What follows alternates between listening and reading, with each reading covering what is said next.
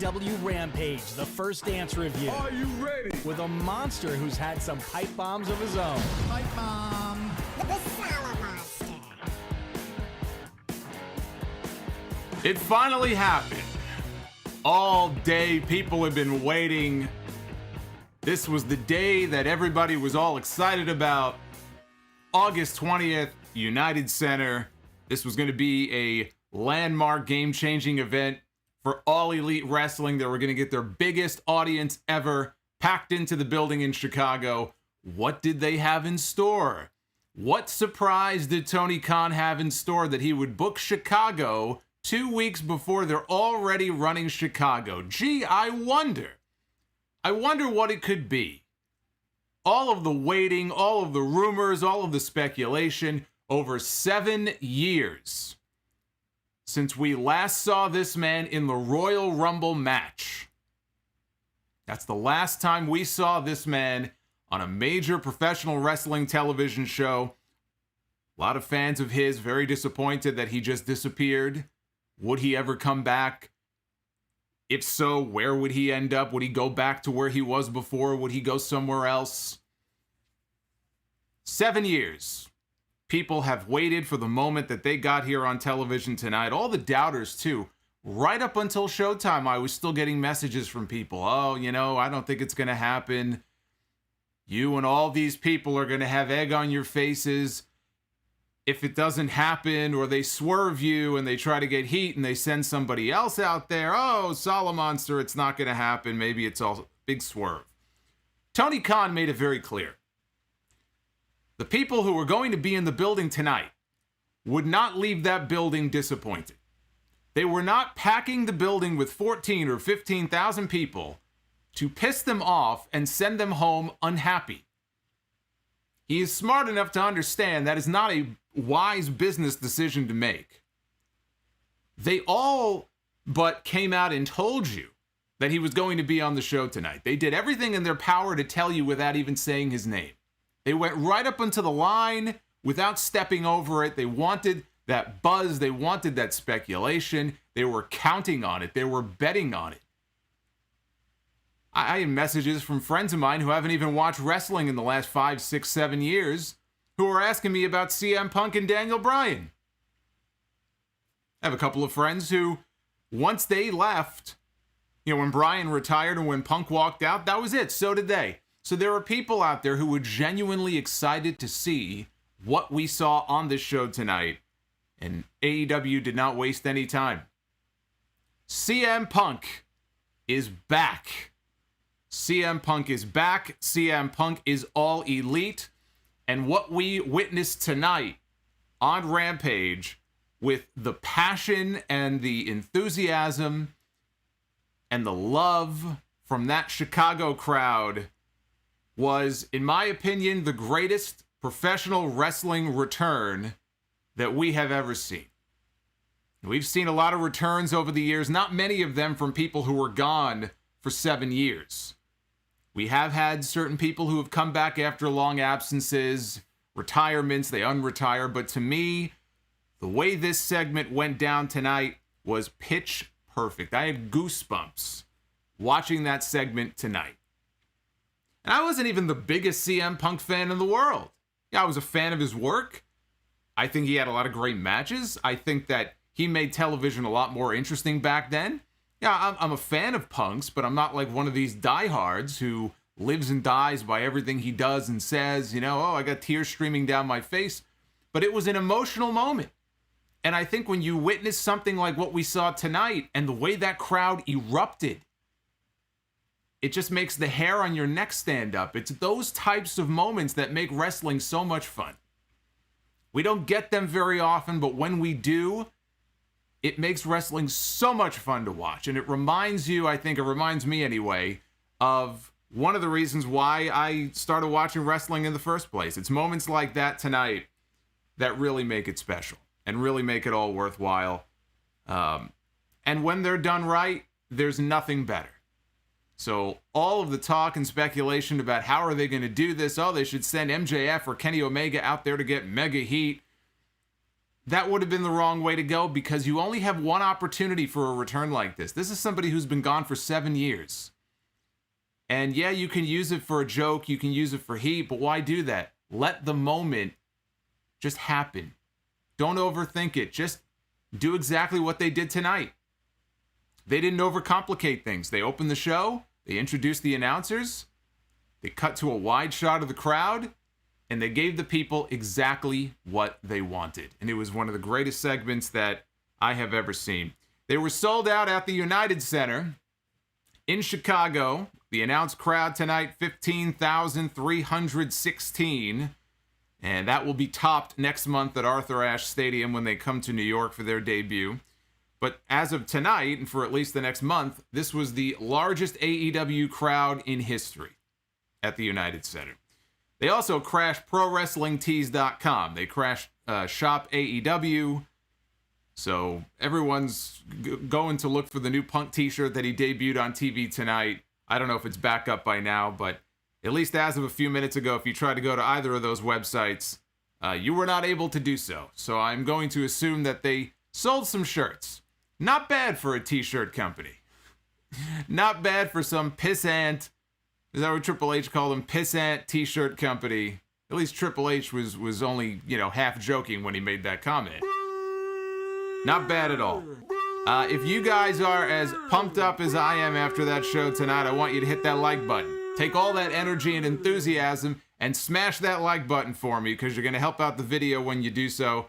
Super chats are open. I want to know what you guys thought of this show tonight. What did you think of the way that AEW booked and handled the CM Punk debut? Would you have done it differently? Were you a fan? Did you not like it? I want to hear from you guys. And everybody who supports the channel, we got a lot of support coming in even before I went live tonight. So I want to say thank you in advance to everybody who does drop a super chat tonight. As you guys know, I will read each and every single one of your messages. And I want to give a very special shout out to 2 people who joined the channel as brand new channel members earlier tonight, long before the show went on the air. Cherry Wave and Luke D. Iron Fist Cage, our 2 newest channel members. They just joined tonight, and I want everybody to welcome them. I'm sure they're in the chat joining us tonight. You guys, let me tell you something. You guys, with all the streams we've done so far, you have rocked it with the new channel memberships, and it could not come at a better time because I just had a brand new hour-long members-only Q&A video that went up earlier this week. So all you new channel members that may not be aware of it, when you're done here, you got an hour. You can go back and watch me answering all of your questions over an hour's worth. And there's going to be more videos like that in the future. That's for all channel members, regardless of which tier that you're on. So I want to say thank you to all of our new members. If you're interested, you just hit the Join Now button down below this video. It'll give you all the information. But enough about that. I know you guys want to get into Rampage here, as I do. Let me just extend a thank you to everybody who is joining us here tonight. We got a lot of people here. We got over 2,000 people and counting. I'm amped up, man. I'm amped up. One of the things about Rampage that I like, and this is only week 2, but I said this last week after week 1. I love the hour format. It's quick. They're in and out. It doesn't overstay its welcome. They can only do a handful of matches, and when they have a big angle or they have a big promo like they did tonight, that's the perfect formula. You get one segment like we had with Punk, you give us a few matches, and you get out of there. So Rampage so far, 2 weeks in, has been an easy watch. We'll see if that continues. The announced team tonight, they brought in Jim Ross for the occasion. JR, Excalibur, Mark Henry, who again, I enjoyed Mark Henry on commentary. He's new at this. This was only week 2. He spoke more now than he did last week. I think he only called 1 match last week before they sent him to the back for interview duty. And Taz joined them as well. Chris Jericho was not there. He was licking his wounds after his loss to MJF on Dynamite on Wednesday. And I was thinking, oh, this is great. Jericho's going to take some time off. He's going to go away, which is what he should do. Go away. Go away for a little bit. But then they made the comment, don't worry, Chris Jericho's going to be back in the booth next week. Unfortunately. But the show opened with the familiar sounds of Cult of Personality playing over the PA system. It's been so long since we've heard... I love that song. It's been so long since we've heard that song. And as you would imagine, Chicago erupted. It's one of those nights where I really regret not being in the building. I'm jealous of everybody who had the chance to go to the show, to be there live for a moment like this. I've been in the building for a lot of really fun matches and some returns on like Raw the night after WrestleMania. And it's a lot of fun. It's a lot of fun to be in the building for that stuff. Cult of Personality hits, and out comes CM Punk. And he kneels down on the stage just to soak it all in. Again, it's been 7 years since this guy has been in front of a crowd like this.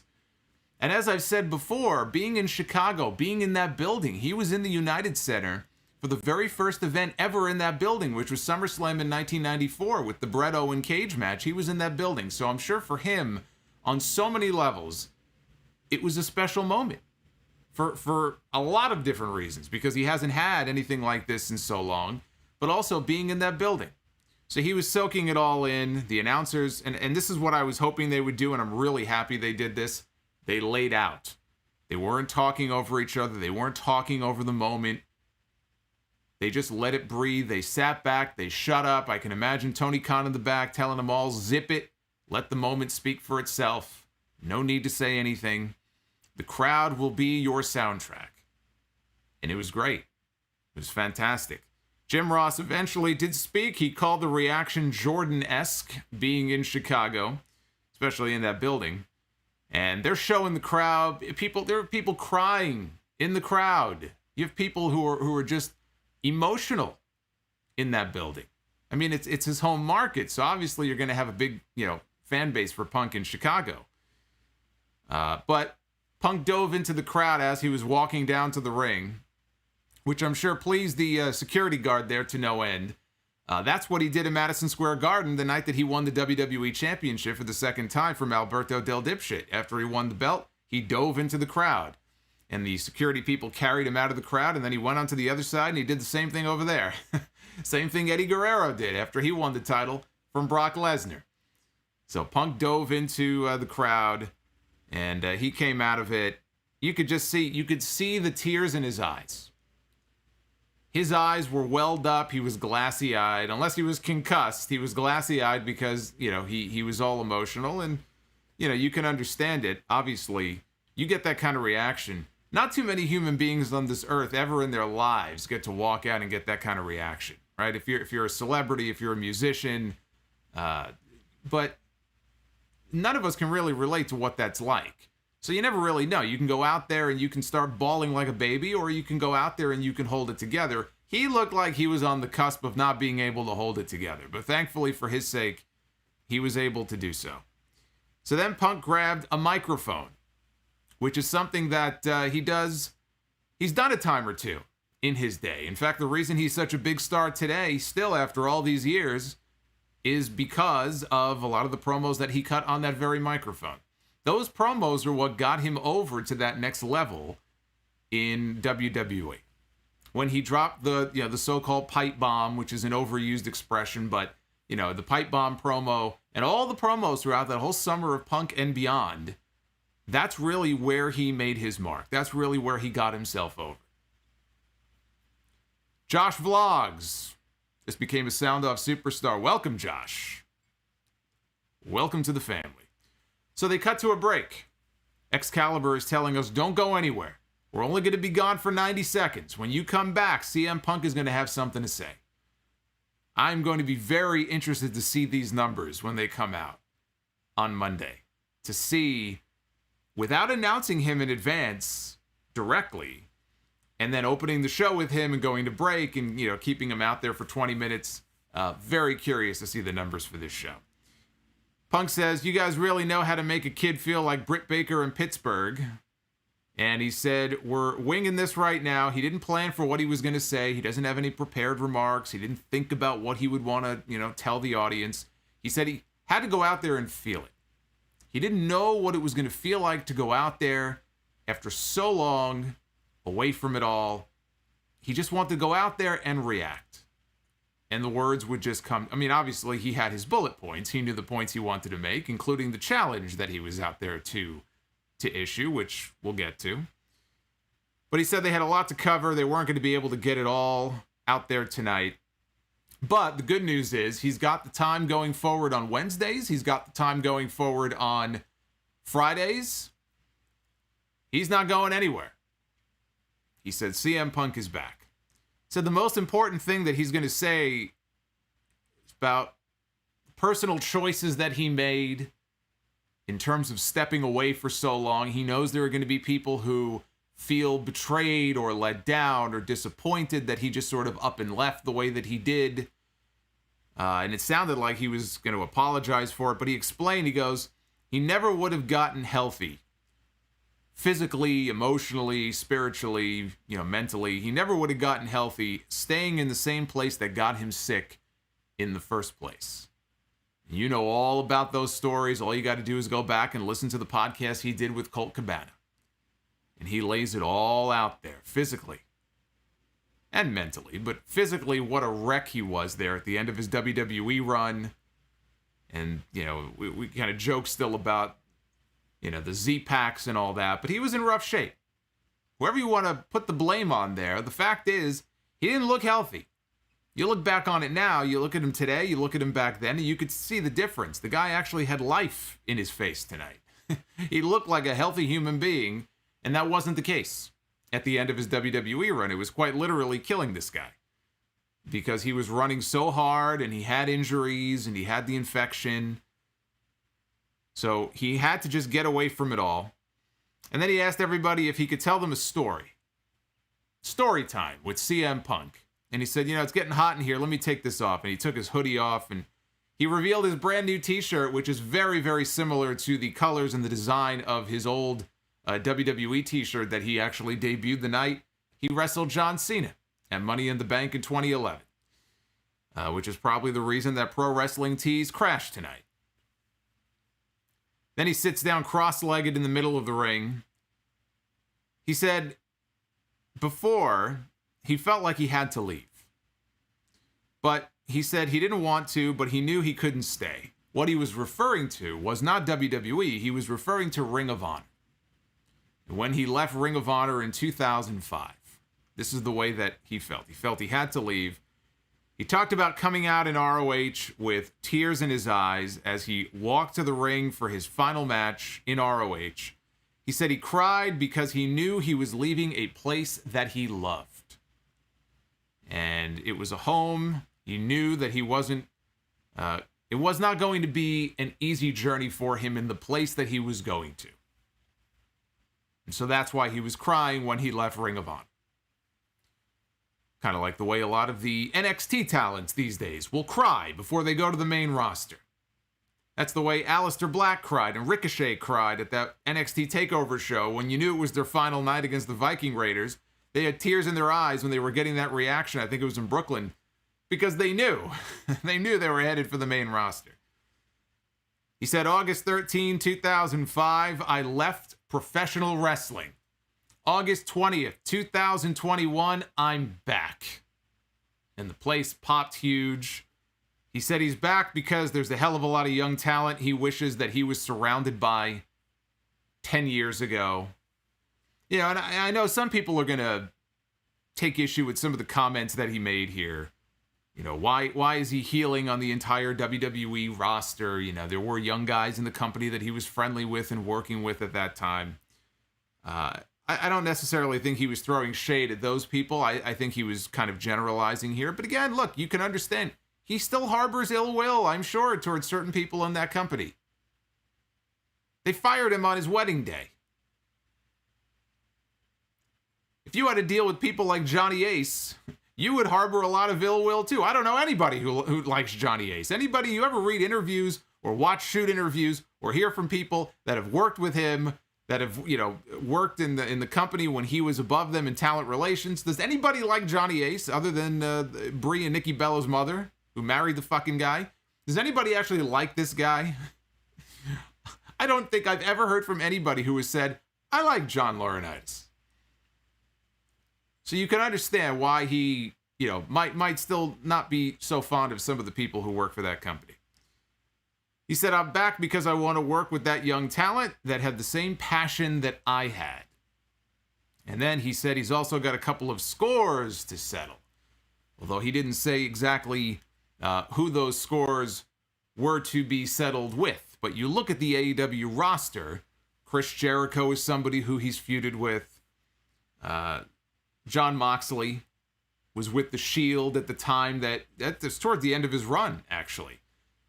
Where he and Bryan were, kind of going against the Shield, so Moxley could be somebody he was referencing. Of course, the first name I thought of, and the first name a lot of people probably thought of, was, we're looking at you, Colt Cabana.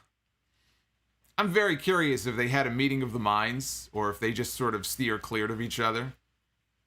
Just out of curiosity, I would wonder if they have cleared the air, or if they're just simply going to ignore each other and pretend, they don't exist, and just like two passing ships in the night when they're backstage, they just sort of walk by each other. It's got to be awkward, though, no? All the legal shit that went down between them. I believe all of it has since been resolved. I don't know if Colt Cabana still has any legal bills pending, after the lawsuits and everything. But those are the names that jumped out at me. So already teasing that there may be some past issues that are going to come up with some of these talents on TV. But then he called out Darby Allin. And he looks up into the rafters, and the spotlight shows Sting right at home in the rafters up there with Darby Allin. And Punk looks up and he says, Darby is good. He goes, like every other person here in Chicago, Darby is tough. He said, I'm going to help Darby. There's nothing more dangerous that he could do than wrestle CM Punk. And Punk said that he would see everybody, including Darby, September 5th at All Out in Chicago. He said, I'm back. And one last thing, on your way out of the United Center, be sure to pick up a free ice cream bar on your way out of the building. And everybody popped, and they played his music to end the segment. This took up the first 20 minutes of the show, which was smart.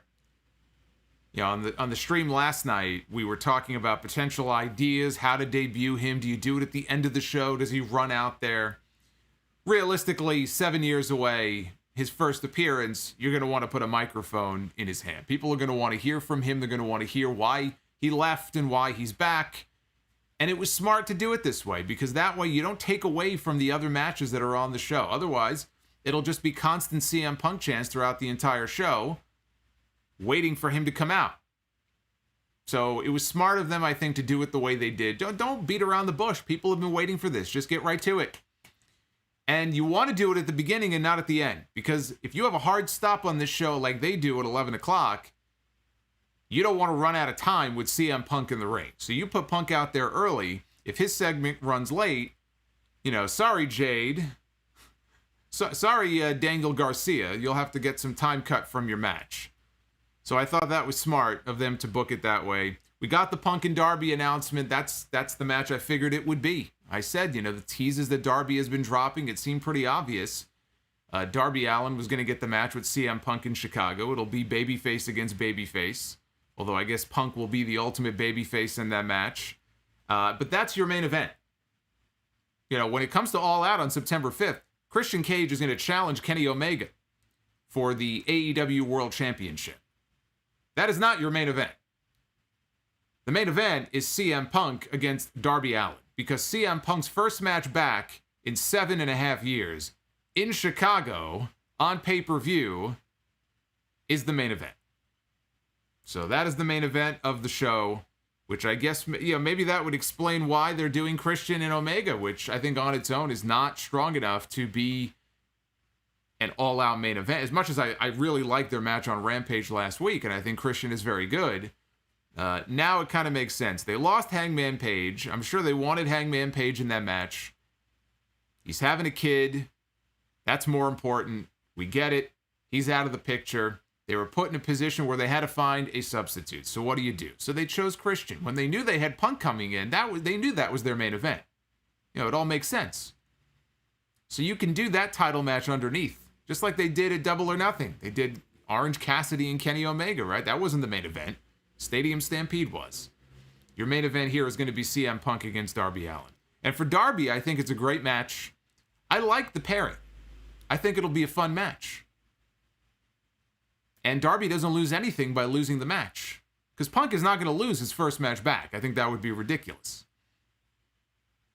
I think it would be great if he wants to, in the long term, put over some of the younger talent, but in his first match back, he should not be losing. Darby loses nothing by losing to CM Punk. So I think it's a great attraction for that show. I thought overall this segment, this return, the way they handled this whole thing was fucking fantastic. And it is one of those special moments that is going to be remembered for years to come. It'll be one of those moments that is replayed years from now. Because, let's be honest, big wrestling returns are always fun to go back and watch. When The Rock came back on Raw back in 2012 and got that big reaction. He also was gone, I think, for about 7 years. And he got that great, I don't remember what city they were in, but he got that great reaction. Those are the moments that make pro wrestling fun, right? Or if somebody runs out to the ring in their big return, they haven't been seen for a while, they do some kind of big run-in. We saw that with Austin so many times over the years. Man, those are the fun moments. But it only works if it's somebody that the people care about. The people still care about CM Punk. For all the people who doubted whether or not CM Punk has any kind of value in the eyes, left in the eyes of the fans, and I get that it was Chicago, but it would have been like this in any market. You do this in New York, you do this in LA, you do this in Boston, you do this in Orlando and Houston. It's going to get a big reaction because CM Punk was in wrestling a big name. Was he the biggest name in history? No. He was not Hulk Hogan. He was not, at that level of notoriety and success.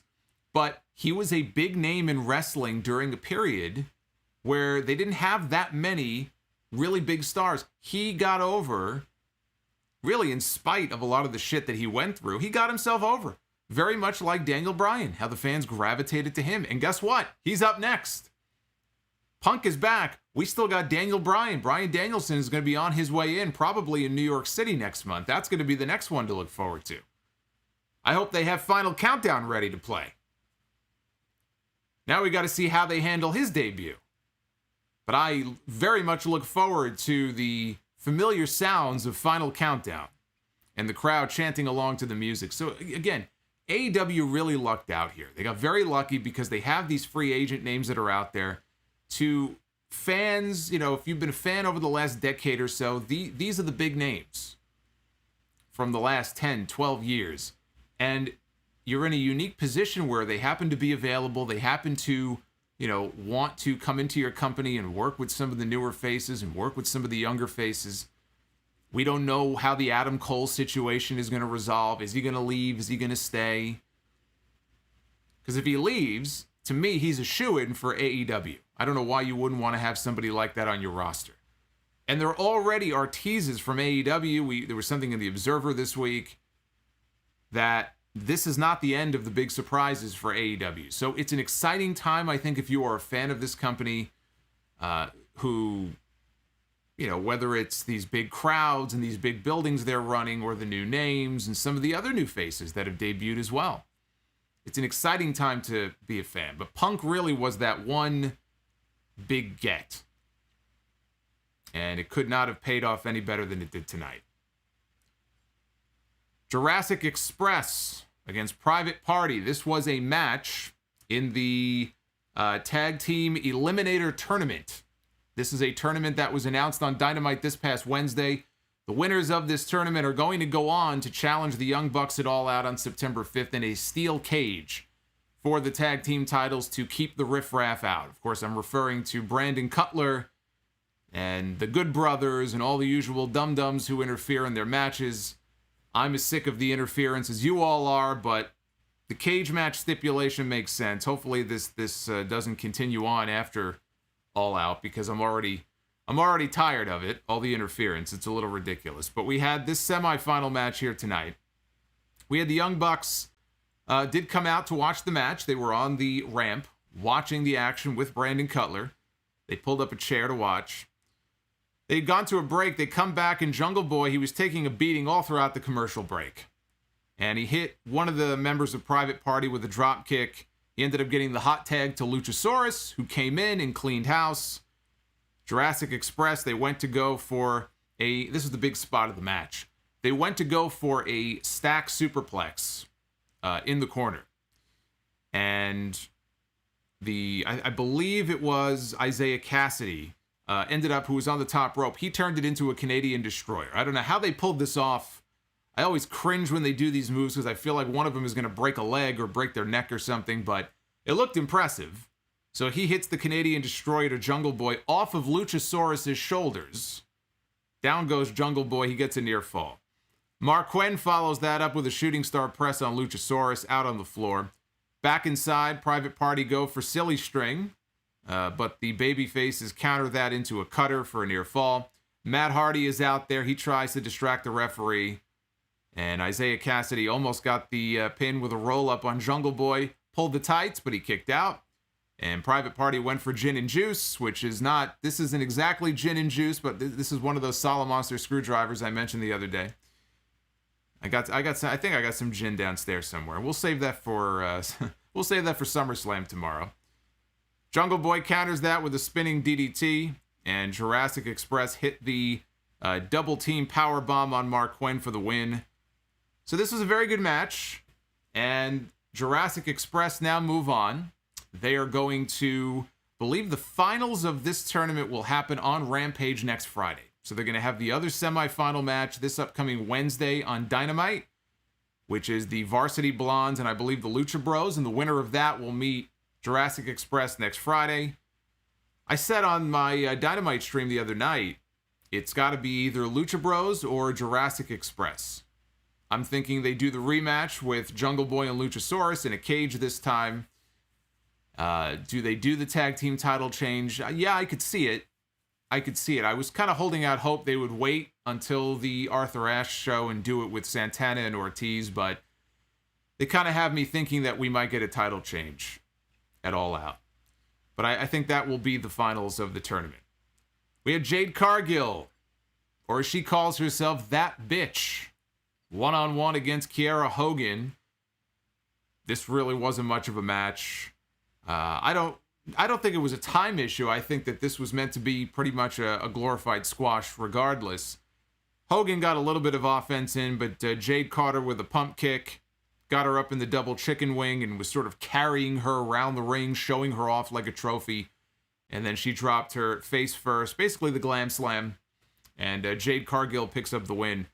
So, not much of a match, really just something meant to get Jade Cargill over as a monster. For all the talk about the new signings, yeah, I was just talking about Punk and Danielson, and you got Malachi Black, right, and Andrade. All the talk about these new signings and these new potential signings, the women's division looks like it's getting a boost. It's getting a boost. They've got names like Thunder Rosa now who are under a full-time deal with AEW. Kiera Hogan has been making appearances. I wouldn't be surprised if she ends up being signed, if she isn't already. Jamie Hayter, we're going to get to see her in action on Dynamite this Wednesday. We'll see what she can do in there with Red Velvet. Ruby Soho, the former Ruby Riott, very likely on her way in. I think they're doing a women's casino battle royal at All Out. That would be a perfectly fine place, I think, for her to debut as the final entrant in that battle royal. So they have some names, they have some talent, real talent coming in. And I think that this could be a nice shot in the arm for the women's division. So don't sleep on that division. It's not just about all the men that are coming in. The women's division needs a boost too. And it looks like they're getting one. I don't know where Riho is. Maybe Riho will be back soon. Who knows? Riho comes back and she disappears. She comes back and she disappears. I'm sure she'll be back soon enough. The main event was Jon Moxley one-on-one against Daniel Garcia. Daniel Garcia is one of those younger talents on the roster who you could tell they have high hopes for. He hasn't been around on AEW television here for very long, but he's been put in some pretty prominent positions on TV the last few weeks. And so here he had the main event of a pretty important show in front of the biggest crowd in AEW history, and they put him in the ring with Jon Moxley. So Moxley starts pretty strong right out of the gate. Backdrop suplex, some kicks. Garcia counters, going after Moxley's legs. And Moxley counters that with a cross arm breaker. Garcia comes back with some hammer fists, but walks into a boot and a couple of German suplexes. Moxley goes for a third German, but Garcia countered that into an ankle lock, and Moxley had to get to the ropes to force the break. And that was about all the offense, really, that this kid got in. Moxley went for a paradigm shift which got countered into I call it a modified sharpshooter. It wasn't real. I mean, it almost looked as if he lost it and was just sort of sitting down, and then he starts leaning back. He's got the legs crossed. Moxley transitions that into a bulldog choke, and Daniel Garcia has no place to go, and he taps out. And Jon Moxley, to the surprise of no one, picks up the win here in this main event. 2.0. Matt Lee and Jeff Parker, who are all elite. They have signed contracts with AEW. They are in. They were at ringside with Daniel Garcia. They immediately attack Moxley. So now Moxley is being beaten down. Kingston, it's a 3-on-2 attack. Here comes Sting and Darby Allin down for the assist. I guess they came down from the rafters because they're coming down the aisle. And Moxley hits a paradigm shift to Garcia. Stinger splash to both members of 2.0 in the corner, followed by a Scorpion Death Drop to Jeff Parker. And Darby Allin hits a coffin drop on both Parker and Lee to end the show on a high note. I'm curious when I go back and read the Dark results, if there was anything after the show, if Punk came back out. I'm thinking maybe he did, right? Send him back out there, send the crowd home happy. But we didn't see Punk again after the opening segment, which we didn't have to. They were hyping him up for Dynamite in Milwaukee this Wednesday. Again, smart. You want to hear from CM Punk? You want to see CM Punk again? You got to tune into Dynamite this Wednesday.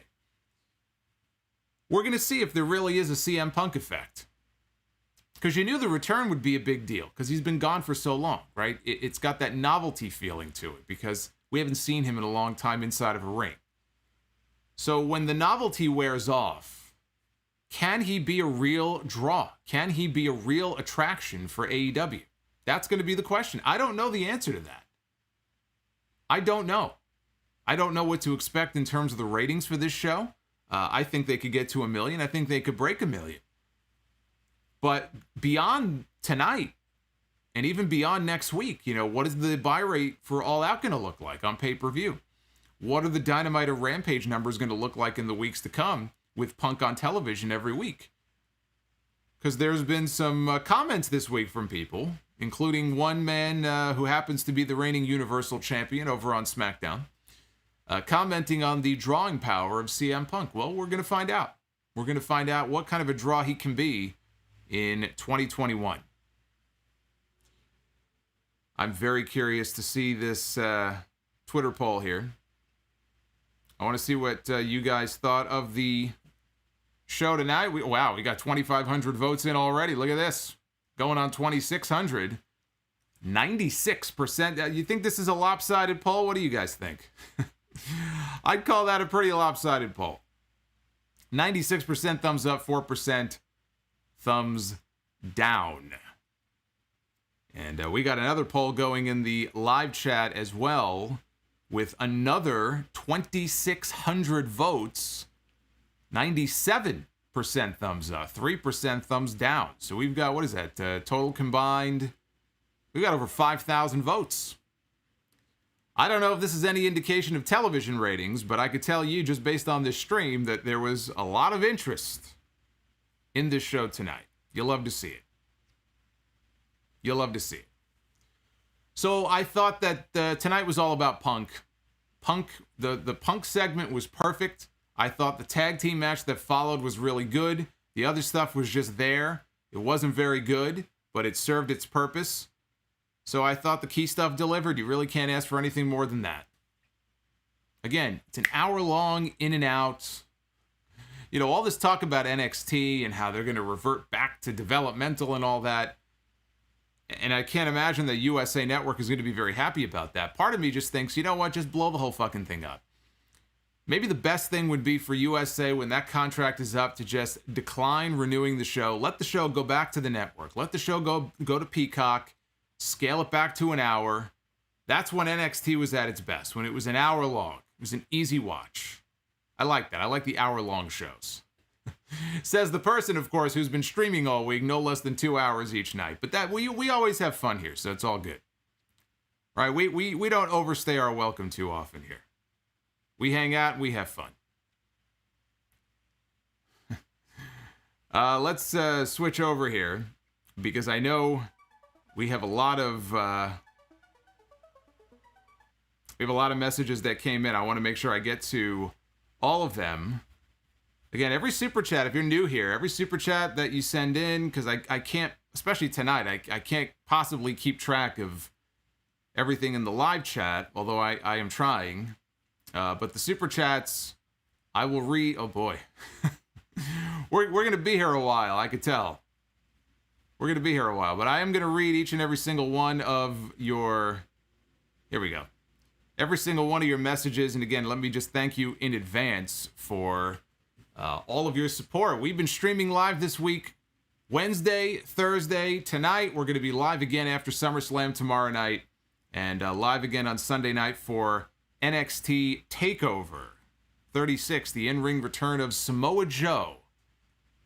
It would have been nice to see Samoa Joe back in the ring with Daniel Bryan and CM Punk, had he not gone back to NXT, but it was not to be. We got over 900 likes on this stream right now. I want to break 1,000 before we end here tonight. We're so close. I need you guys to get us to 1,000. So hit that thumbs up button. I know we can do it. I believe in you. Believe in the power of the Sound Off Army.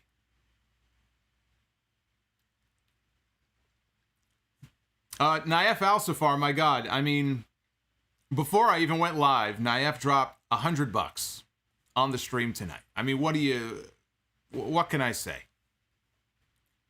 I love Naif. He's with us every week, every podcast I do, every stream on YouTube. Naif, thank you. That is a lot of love from Naif tonight. Loose Cannon, welcome. He is a Sound Off legend, one of our new channel members. Neon Spec.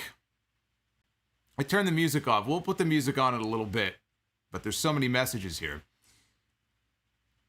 Neon Spec says, August 13, 2005, I left professional wrestling. August 20th, 2021, I'm back. There you go, CM Punk. Scott Woodford. He is back. I hope he is on the cruise. I just feel like a kid again. CM Punk. The Jericho cruise? I don't know about that. I haven't heard anything in that direction. But I guess they wouldn't have announced anything until he came back. Cherry Wave. AEW is stacked. Hopefully Bryan Danielson is next. See, on the one hand, I'm happy I no longer have to put up with all of the, is he really going to come? He's not really going to come. I think it's all just a swerve. Now we're going to have to put up with all of this for another month now with Bryan Danielson until he shows up. I trust that he will be there. The same people who said that CM Punk will be there are the same people saying that Bryan Danielson is signed, sealed, and delivered. We saw Punk in the flesh tonight. I think it is safe to say that we will see Daniel Bryan very soon. Whether it is in New York or whether it is earlier than that, we will see him very soon. Di Lorenzo, haven't marked out like that since AJ. At the Royal Rumble, seeing Punk was amazing and felt special. Do not get too many of those. No, we do not. But then again, if we got too many of them, they wouldn't feel special, right? You can't have too many of those moments. But when they happen, it feels special. Oz and Glorious, CM Punk, Fuego del Sol, Daniel Bryan, Bray Wyatt, and Adam Cole. AEW's roster is stacked. Which one of those doesn't fit? I wonder. EJ Slamp, what an amazing moment to see live. The line for the Punk shirt is even more amazing around the entire United Center concourse. So that's right, EJ is at the show tonight. Powerful one. This will go down as one of the greatest moments in wrestling history. My cousin and I came very close to tears. Welcome back, CM Punk. Troy. I haven't seen him look this happy in so long. You know, that is a good point. He looked genuinely happy. CM Punk is not really known, if you think back, he was not known to be an overly happy guy, right? He didn't walk around with a giant cheesy smile on his face most of the time. But tonight he actually looked genuinely happy. He looked like a new person. It's like he has a new lease on life. He's got a new lease on his career.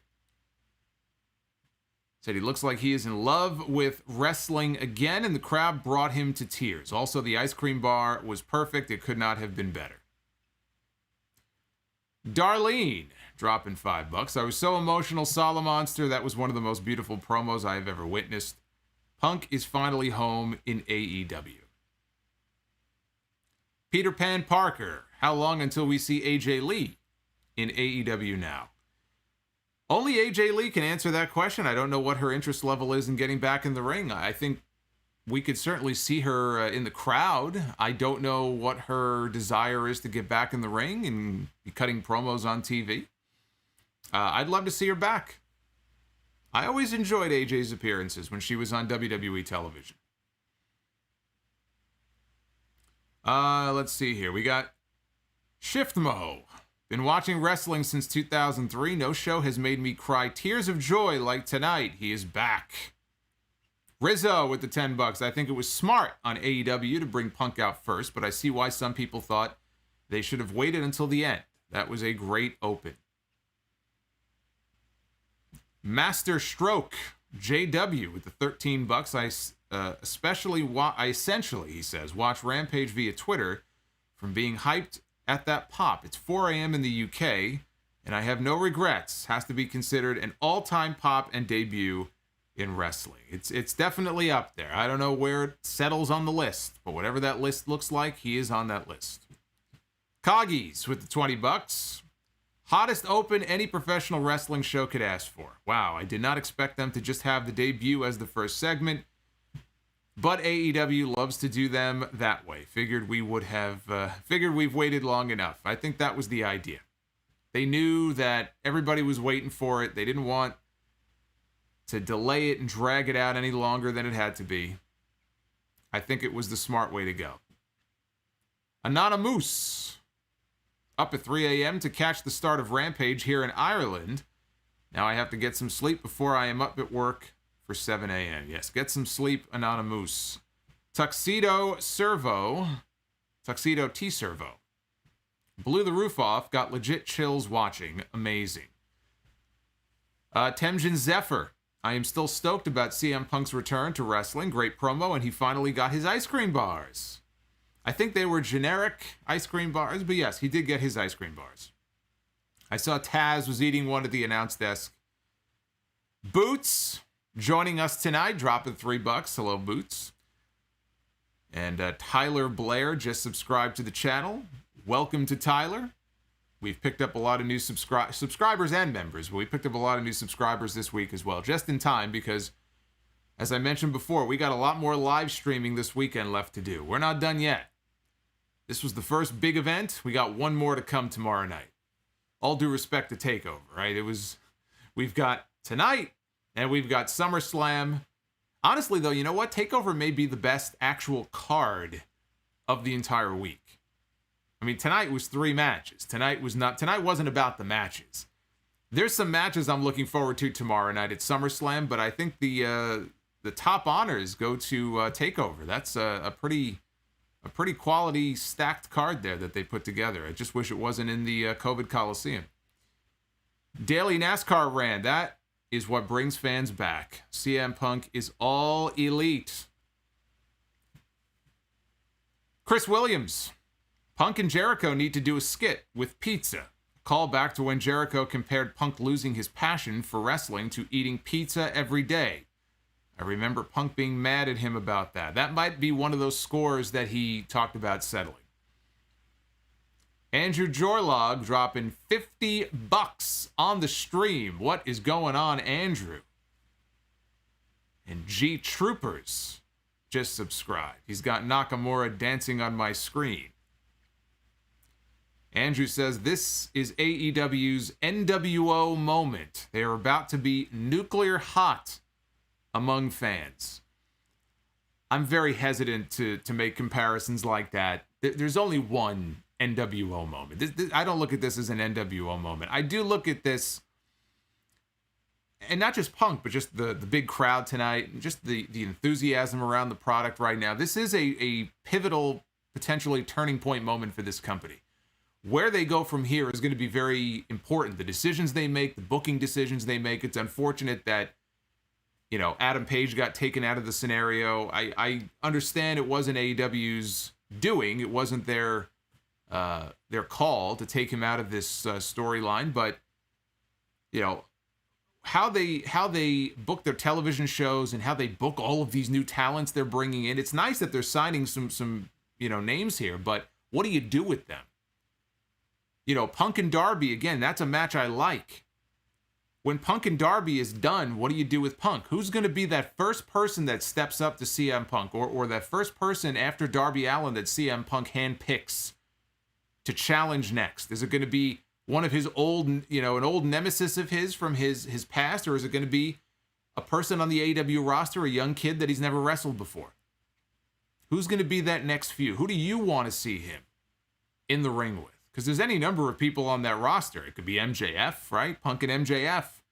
Those promos would be fucking fantastic. But you can't give it all away at once. Who's going to be that next person that steps in the ring with CM Punk?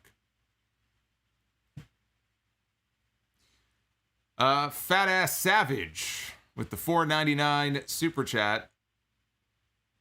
The greatest ovation I've seen in wrestling was Hollywood Hogan in Canada, 2002, and this CM Punk return might have beaten it.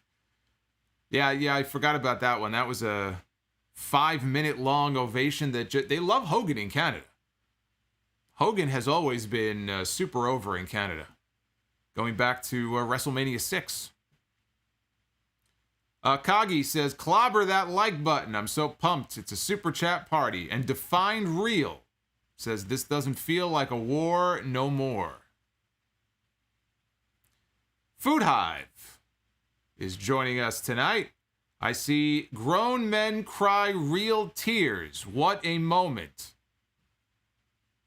Christian Trahan with the $4.99. First time in several years I actually took the time to watch a wrestling show. Thank the wrestling heavens for AEW. James Cousins, what's going on, James? Dropping $6.95. What an amazing moment. First time I've been excited about wrestling in a long time. Cannot wait for All Out. Will be my first time watching an AEW pay-per-view. Prince Linksy. The Mad Lad finally got his ice cream bars. Greatest arc in all of wrestling. You know, to this day, I still don't quite understand what it was that prevented WWE from making whatever deal they needed to make to bring back the ice cream bar. They did make a deal years after Punk left to bring out new WWE ice cream bars. So why they couldn't get that done when Punk was there has always been a mystery to me, because I would have assumed, you know, with that kind of promotion and him pushing them on TV for them, they could have sold a lot of ice cream. I don't know what the holdup was. I would love to know the answer, because I feel like they left a lot of money on the table by not doing that. And by the way, when they finally did come out with those new ice cream bars, they weren't the same as they used to be years ago. I can't have them, but my brother bought a box of them. They had like 4 different wrestler images on the bars. One was in their ice cream sandwiches. They're not on a stick. One was Roman Reigns. One was Becky Lynch. One was Macho Man Randy Savage. I forgot who the other one was. And he said that they were no good. So after all that build up and all those years, he said it wasn't even worth it. Just buy a flying saucer and that would be better. The Undertaker, 2024. Don't give them any ideas now. Don't even think about giving them any idea, because you know he won't hesitate to make that phone call. It's been a long time since I got goosebumps like tonight. Welcome back, CM Punk. Loose Cannon dropping $20. Really enjoyed the show. The 1-hour format really flies by fast. Now that CM Punk is all elite and facing Darby at All Out, if the opportunity comes, who would you like to see Punk wrestle in New Japan? Thanks for all the content. Well, that's a great question. It's funny you mentioned that, because before Will Ospreay got hurt and had to forfeit his IWGP Championship, Punk had made the comment that he would be interested in getting in the ring with him. He said, let's wait until the end of the summer and see what happens. That was sort of his tease. And then Ospreay, got hurt. Punk ended up making the deal with AEW. AEW has a working relationship, a friendly relationship, obviously, with New Japan. I think that we could see Punk and Will Ospreay, who is at the moment based in the U.S. He said he's not going back to Japan. He's going to work with the New Japan Strong crew for a while out in L.A. So Will Ospreay would be at the top of the list. Kenta might have something to say about Punk stealing his shit, so that would be an obvious match. So there's 2 right there. Joe Olivo, CM Punk is back. Joe, thank you for the super chat. Jacob Donnelly, never thought I would shed a tear if CM Punk came back, but I did, and I am not embarrassed at all. Nothing to be embarrassed about. Howard D. People are going to AEW for Jericho, Punk, and Daniel Bryan. I love how new that is. Let's see. Granny, hell yeah. It effing happened. I am so effing happy. I like how Granny, she holds back with her. Well, it would be filtered out anyway. I have filters on. But Granny is taking the classier approach by not saying the actual words. Samoan Fan 101. When CM Punk said that he had some unfinished business, I was afraid that he would call out Matt Hardy for Jeff's drunken rant in 2010. Yeah, that is a match I do not need to see. Harry Waite. Massive fan from Melbourne, Australia. Listened to you since 2013. CM Punk, let's go! 2013 was one of CM Punk's best WWE matches of his career. 2013... given that tomorrow is SummerSlam, CM Punk and Brock Lesnar. At SummerSlam 2013, they had themselves a no-holds-barred match that I believe I had as my match of the year. That was a fantastic match. So 2013 was a good year for Punk. He had the match with The Undertaker at WrestleMania that year. Some good stuff. Anti-M Bishop 07. With the $7. Time to roll out the Solomonster ice cream bars for All Out or Arthur Ashe. My God, what a show tonight. Mox is a promo master. All the best.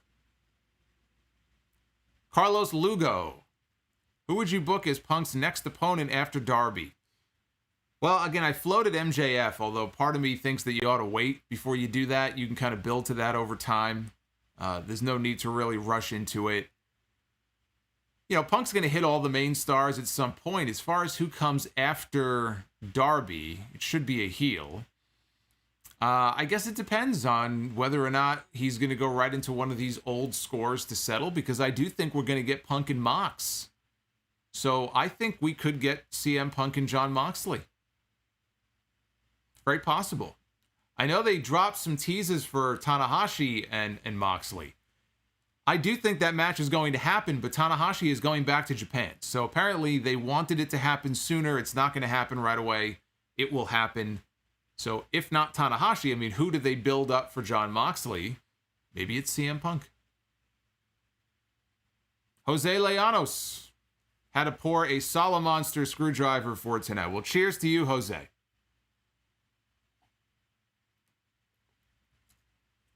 May you enjoy it.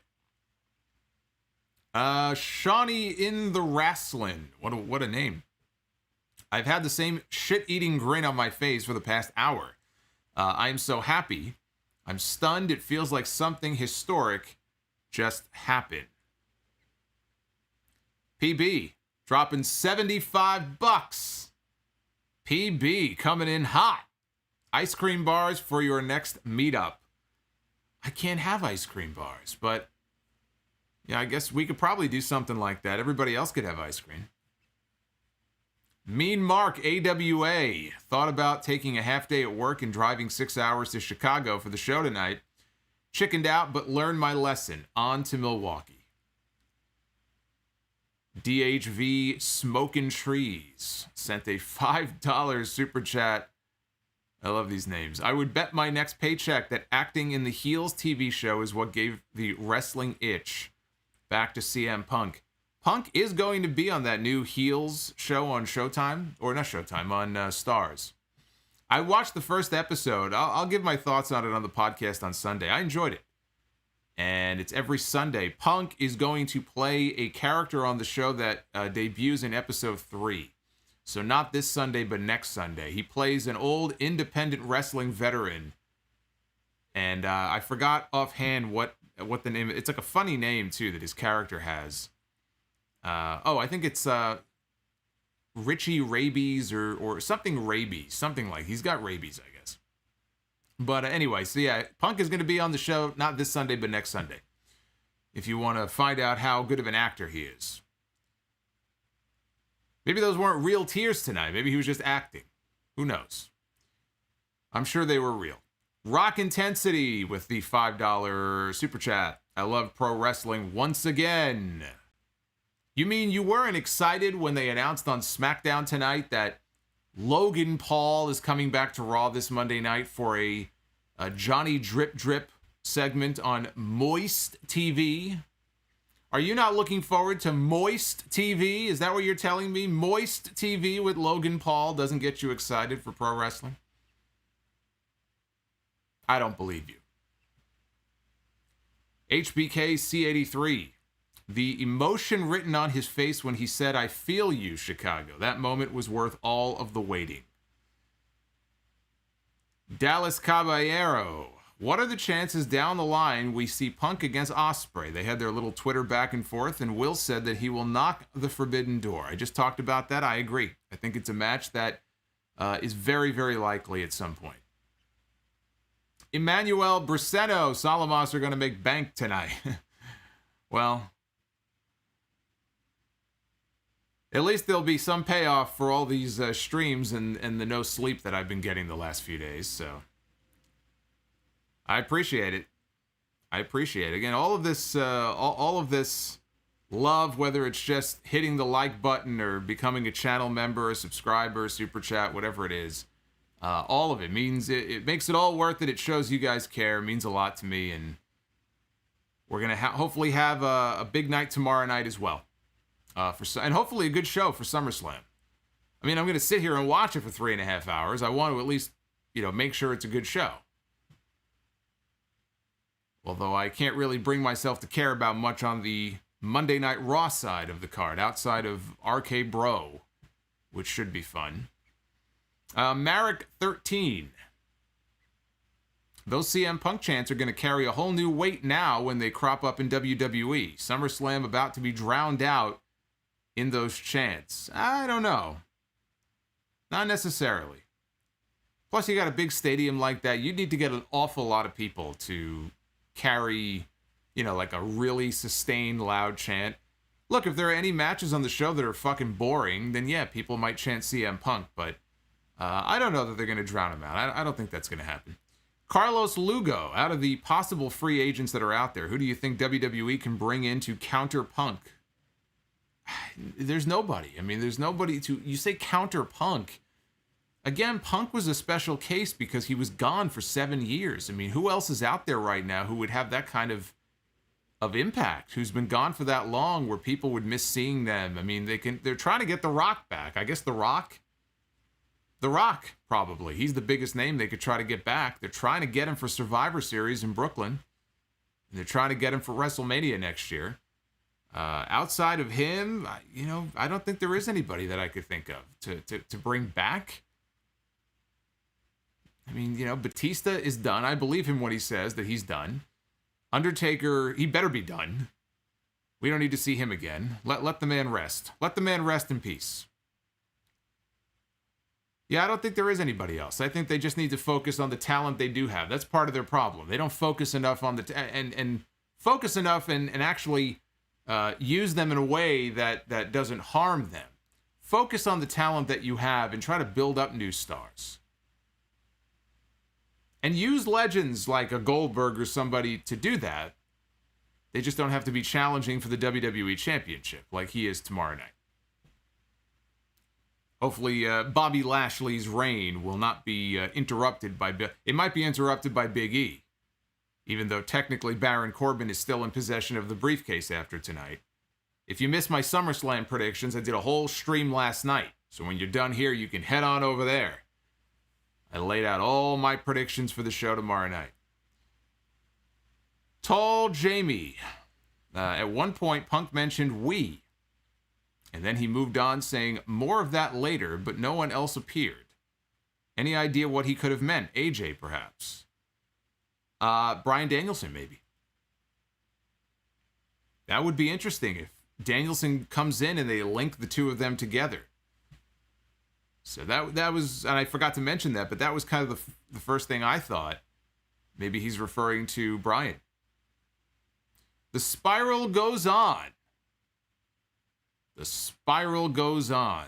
Goes on where? Thank you for the $20. He goes, like you, I've never been the hugest CM Punk fan, but that was the greatest crowd reaction I've ever seen for a return or a debut. The atmosphere there was just electric, and I got the feels a little bit seeing Punk so genuinely happy. ST8 Markin with the $20. I got my wisdom teeth pulled yesterday. Ooh. Could not go live. I'm pretty bummed. Thanks for your content, Solomonster. Been listening since 2014. You know what you need? Ice cream. You need some ice cream. Isn't that what they say for wisdom teeth? Or am I thinking of when you get your tonsils out? I didn't have my tonsils out or my wisdom teeth out, so I'm not sure. But hopefully you're feeling better. Hopefully they gave you some good pain medication. Hashway dropping $50 on the stream. Salute, my friends. Salute to Hashway. Hashway is another one who is out of the country, and I believe is in a time zone where it is very, very late where he is. So I appreciate him if he is still with us. Because that came in an hour ago. We still have a ways to go here, but if he is still joining us, Hashway, thank you. A special show worth seeing live at 5 a.m. and staying awake for the stream. Sorry for not being active on the stream and not keeping up with the content, but time difference is a kill. You don't have to apologize. I don't expect you to be. I mean, that time difference is ridiculous, so I don't expect you to be here. The fact that you're here is amazing. Nick Grasso with the $10. Great moment. I would have loved for MJF to interrupt CM Punk. The heat would have been great. Next is Final Countdown. You know what? It would have been cool, but I'm glad they did it the way they did it. I think they needed to just let him have that moment. Let his fans have that moment. There are going to be other opportunities, maybe even on Dynamite in the next few weeks, after the Darby match, where he could be interrupted by MJF, and maybe that's going to be his next program. It did not have to happen on night one. Amiibo celebrated tonight with some ice cream bars. Vincent Millage dropping $20. Today was amazing. I'm so glad it was a simple debut. Punk originally got me interested in wrestling, and when WWE screwed him over, I completely lost interest and only listened to the podcast. Did not come back until AEW. I'm telling you, I have my best friend, actually, who was a wrestling fan many, many years ago, and then was kind of a casual fan at best. The two names that really brought him back into it many years ago were CM Punk and Daniel Bryan. So when Daniel Bryan went away and had to retire, and Punk obviously, he left before Bryan did, that was it. I mean, he would casually follow it. He would ask me questions about what's going on. He listens to the show occasionally or watches my stuff. But when I told him that Punk was coming back, he got interested. He said, this might be what gets me back into it. And when I told him Bryan is coming back, he really got interested.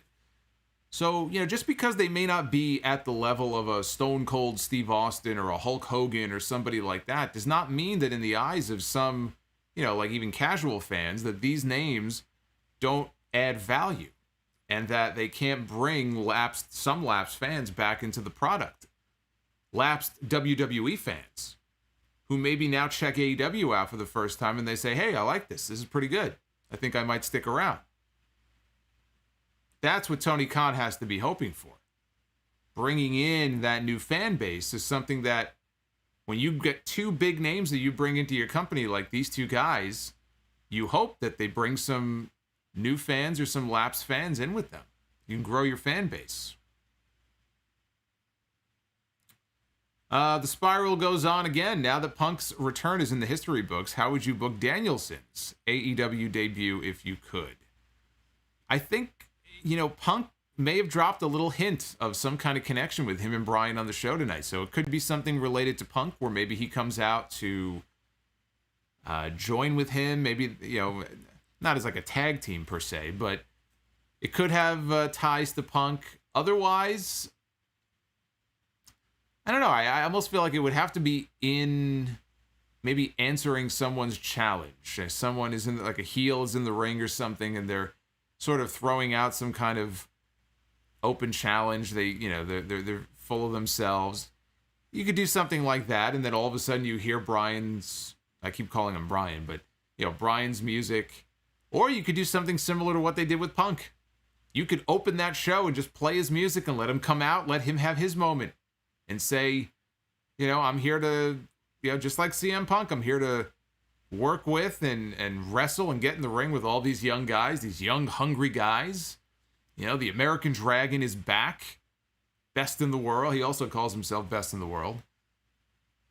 I don't know which one I would prefer. Part of me almost wishes they would just let him come out the way they did with Punk tonight, but you did it with Punk, so maybe you could try something a little bit different. I got to give this some more thought on what I would prefer they do with Brian, who I would prefer to see him program with in his first match when he comes in.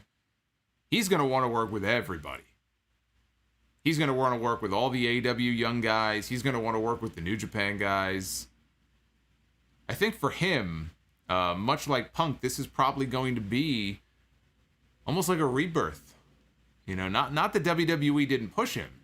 I mean, they treated him a lot better than they treated CM Punk, just based on what Punk said. But, it's been so long since he's been on the independent scene and has had the opportunity to work with a lot of these new faces. I think he's another one. You're going to see a big fat smile on his face when he comes in. I think he loves wrestling. To hear him talk about wrestling in interviews, he loves pro wrestling. And I feel like him coming out to the old music and getting a big reaction and being in a new place and new surroundings and new people to work with, I think you're going to see a big smile on his face like you saw with CM Punk here tonight. Chris Quillman. It's crazy how fast Rampage goes by. Reminds me of Lucha Underground. Thank you, Mr. Monster, for all of the OT. Magician Sapphire. CM Punk's debut shows Tony Khan and AEW learn their lesson from Revolution. They don't toy with the fans' expectations. They gave us what we wanted. There's an expression. It's called "keep it simple, stupid." And I think it applied to what they did on the show here tonight. Maroa, 12004 with the $20. Haven't been excited about a wrestling company since 2004. What a feeling it is when the company listens to its audience instead of hating their fans. As always said, when wrestling is good, it is effing awesome. Tamara Davis. I hope Tamara's having a great night. I see her. I see you. I see the wrench right there holding down the fort for us in the chat. Crazy to think they still got Brian in the tuck. Okay. At this point, I would slow down signing people. If they could sign just one more guy, who would it be? Well, if they could only sign one more person, I really think Adam Cole would be a great fit for AEW. It's more so than a Bray Wyatt or anyone like that. I think I'd rather see Adam Cole come in. I think he could be a great addition to that roster. Josh Vlogs, happy CM Punk Day. 4:30 in the morning in the UK and 28 years of age, and I've never been more excited about professional wrestling. Roka Will 23, one of the greatest moments in wrestling history. It was emotional witnessing the return of Punk. Screw you, Roman Reigns. Yeah, Roman Reigns got a lot of hate for those comments. Food Hive. This was literally the first time that AEW started a show with a promo segment and without an opening match in 2 years. That is an accomplishment in itself. I didn't realize that, but I believe you're right. And it's one of the things I appreciate about the product. I think it's okay to open with a promo, but you don't want to go too far the other way with it, the way the WWE does. That sort of is the formula they established, and on a lot of the shows, especially on Mondays, we sort of are conditioned to expect somebody to come out and have that opening 20-minute, rambling promo segment that they could probably condense into 5 minutes. But the challenge there is they have 3 hours of television to fill.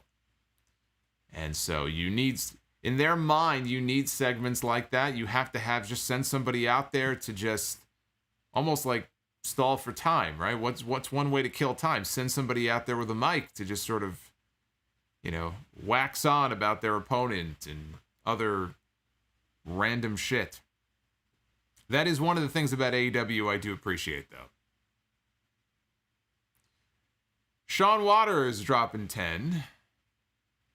Actually, Dry Chicken Without Flavor is joining us tonight. I am very happy to see CM Punk back in the squared circle on national TV.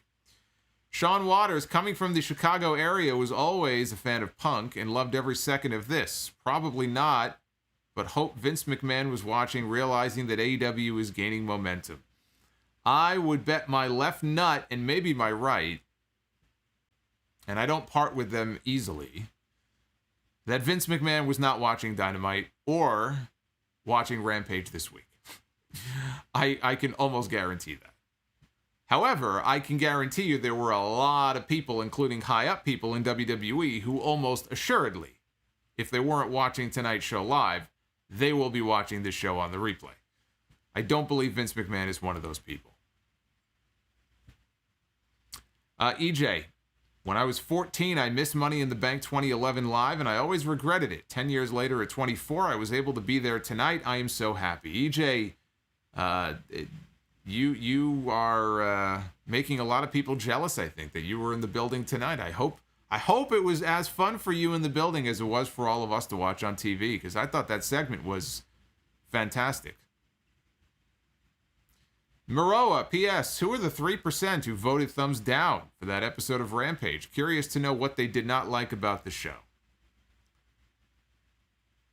One and only. Maybe it was just the moment, but Darby felt like a star up in the rafters tonight. Glad he's going to be the one to get the rub from Punk.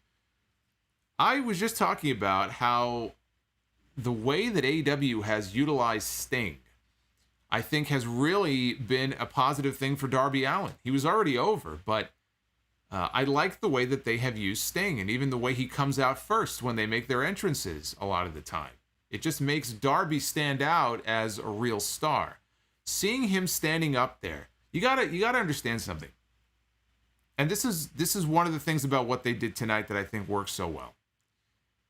There are a lot of fans of wrestling who are in the chat right now, who watched that show tonight, who were watching during the Monday Night Wars, right?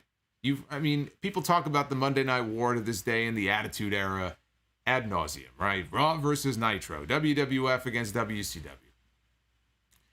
And one of the great attractions from that period, the glory days, right, is Sting, Crow Sting, up in the rafters. We just have a certain affinity for looking back on that, and oh man, it was so cool when Sting was up in the rafters and he would come down with the baseball bat. And you look at Sting now and he's older, but he's got the face paint. He looks like, he otherwise looks the same, he dresses the same, and to see Sting up in the rafters, for a lot of fans, it invokes those old memories from a time in wrestling that they were huge fans of. A period in wrestling history that they romanticize and they love and they miss and they wish they could go back to.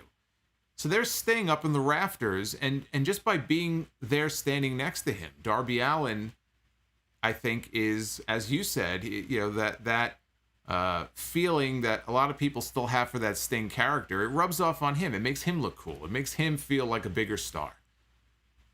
So that is one of the reasons why I love the way they did that and the way they shot that, when they would pan up and they would show them just standing there expressionless, right? Looking down at CM Punk from the rafters. It's just a cool shot.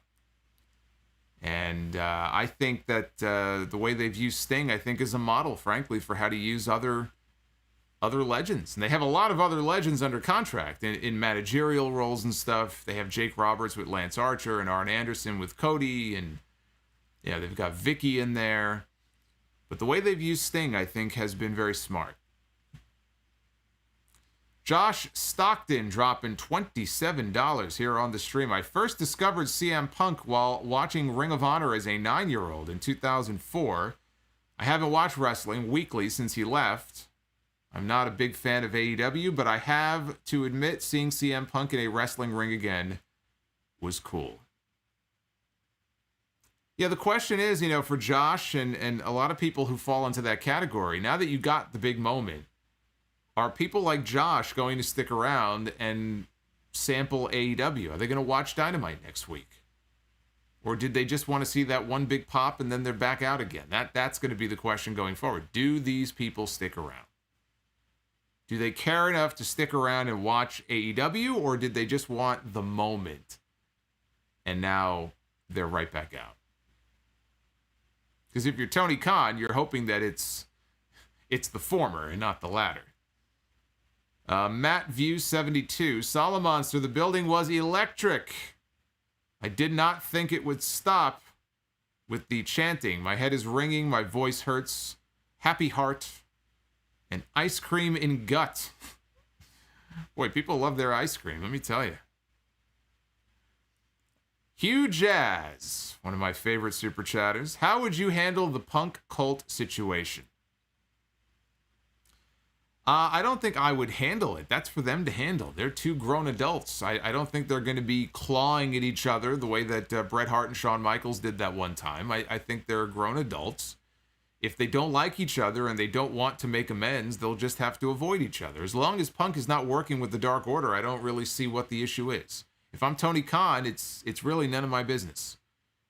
I'm not a counselor. I'm not a mediator. It really doesn't have anything to do with me. As long as they show up to work and do their job and they steer clear of each other, I don't see why AEW would have to do anything. Just don't put them together. Dry chicken without flavor. I would not be mad if CM Punk and Darby Allin went into a time limit draw. Could happen. Maybe there's a non-finish in that match. I just feel like in his first match, though, you're probably better off. Everyone's going to want to see the go to sleep. They're going to want to see Punk get that win in Chicago. I just don't think Darby is hurt by a loss, but you're right. Maybe there is some kind of a screwy disqualification. Heels run in. Punk, Darby, and Sting all work together. Do they want to have a run-in disqualification finish in their main event? AEW does not do disqualification finishes. They avoid it like the plague.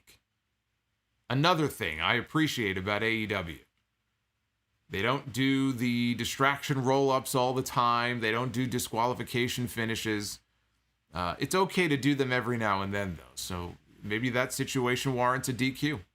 But it would be very rare to see them doing that. They don't like doing it.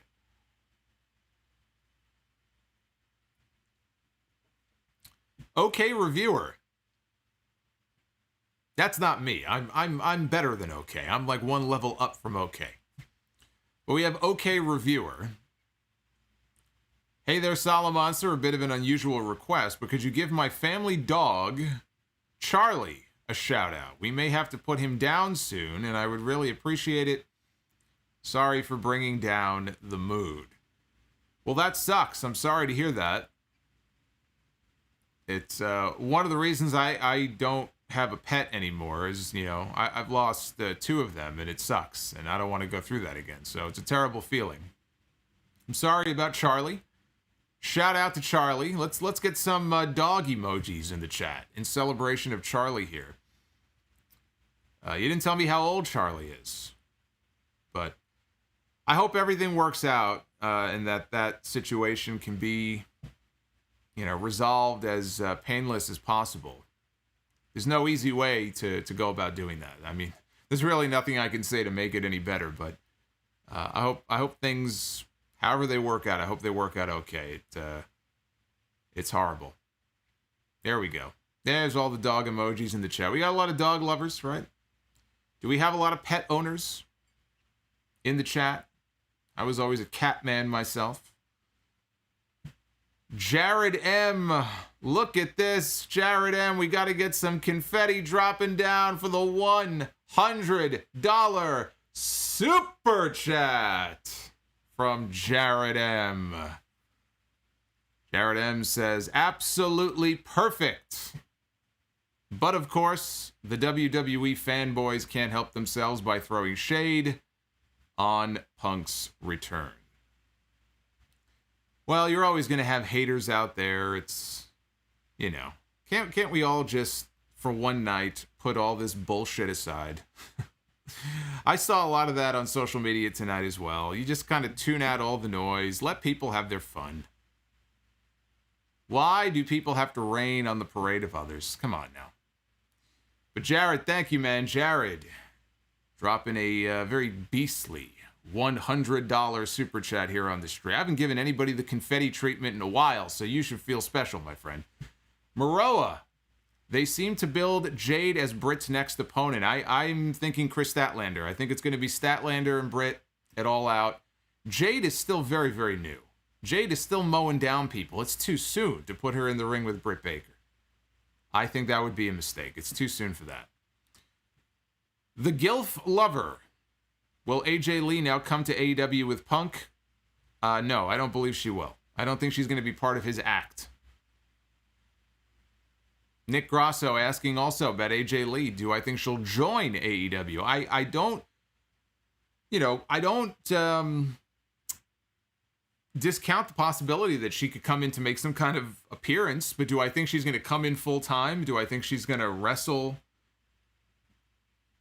be with Punk? I don't see it. I don't know that she wants to. JD Starlord, Riho is out due to a bad reaction to the vaccine. That's right, I did read something about that. So, it might be a medical reason that she's been out. But I do believe I read that she is on her way back very soon, so she must be doing better.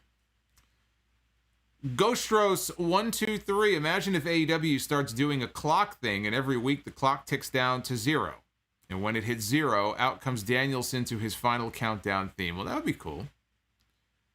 A little too similar to the Millennium Countdown that Chris Jericho did, but it would tie in nicely to his theme music. Marcus the Entertainer. Riho, same thing, mentioning Riho. Thank you, Marcus. Suzuki Goon, dropping $5. Next year at All Out, could you see Cody defending the AEW belt against Punk or Bryan? I don't, because in storyline, Cody cannot challenge for the AEW belt. So they would first have to come up with a storyline way for him to get the shot.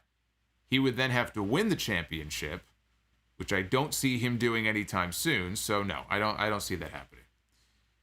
Jonathan Corky, Punk in Black made me an overnight fan. AEW stuff was hit or miss for me, but this is great.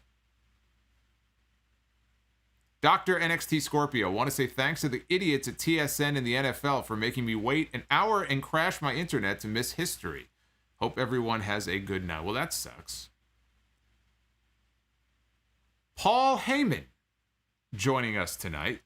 Instead of Christian winning the TNA and Impact belts and being Christian 2 belts, I was hoping Pac would have won the belts so that we could have Tupac.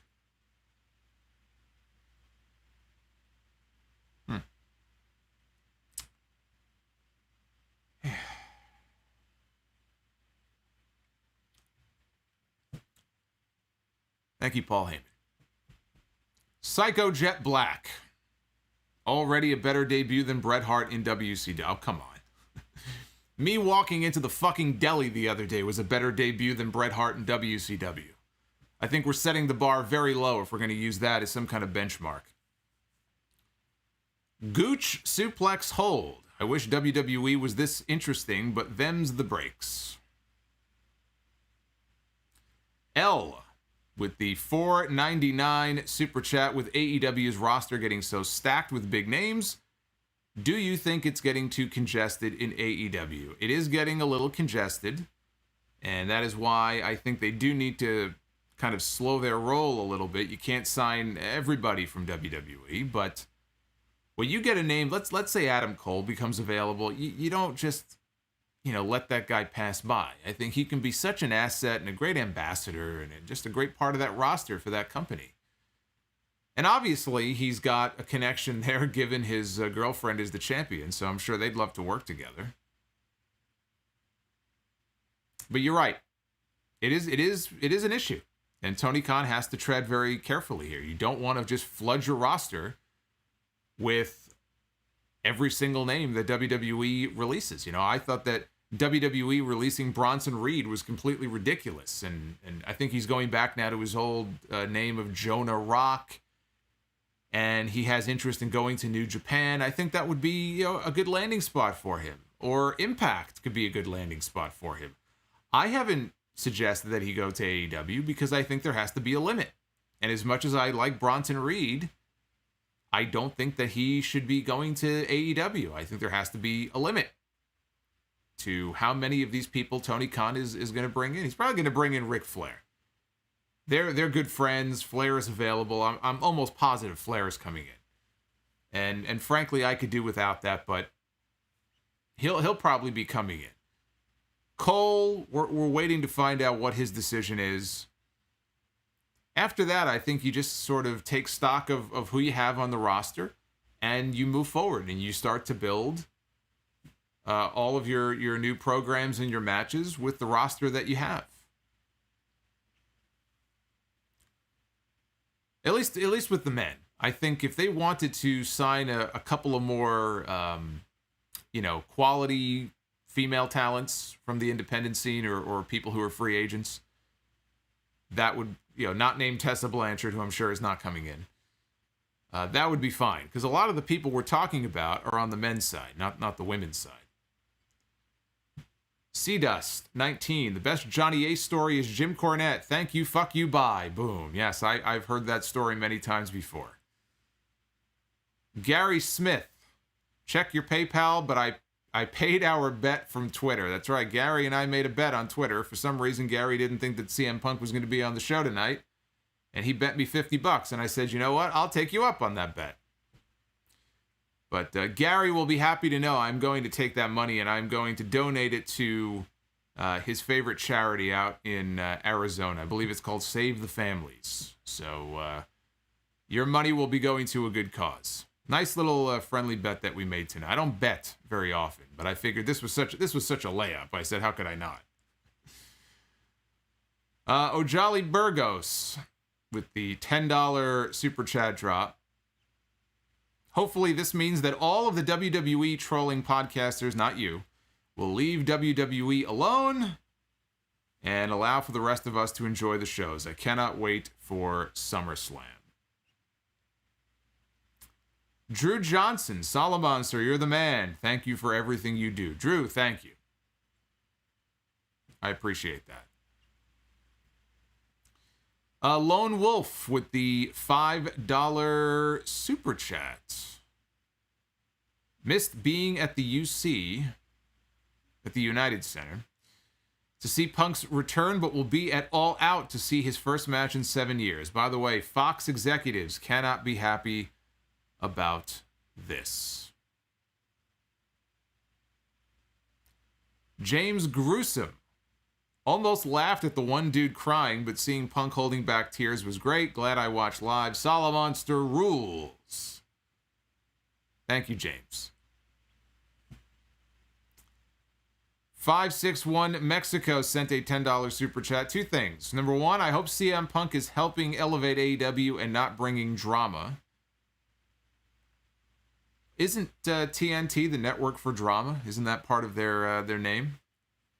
He could be exactly what TNT is looking for. And number two, I am one of the few Johnny Ace fans. Yes, you read that right. As always, enjoy the show while I am listening to it. Now, okay. Are you a fan of Johnny Ace as the character on the show? Like, people power. I'm the executive vice president, whatever his title was.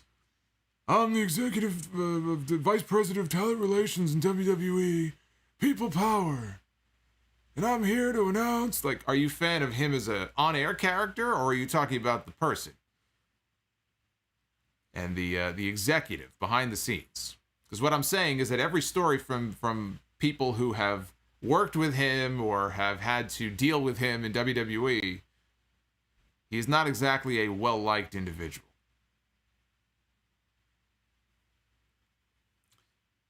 Paul Heyman. Would you rather wrestle in a death match or a bra and panties match? Brother, if you ever put me in a bra and panties match, it would basically be a death match. I think everybody watching would die. I don't think anybody needs to see that. Oz and Glorious, Young Bucks new bio right now. Thank God we started AEW and are responsible for bringing CM Punk back to wrestling. I find them more entertaining in their Twitter bios than I do on TV a lot of the time.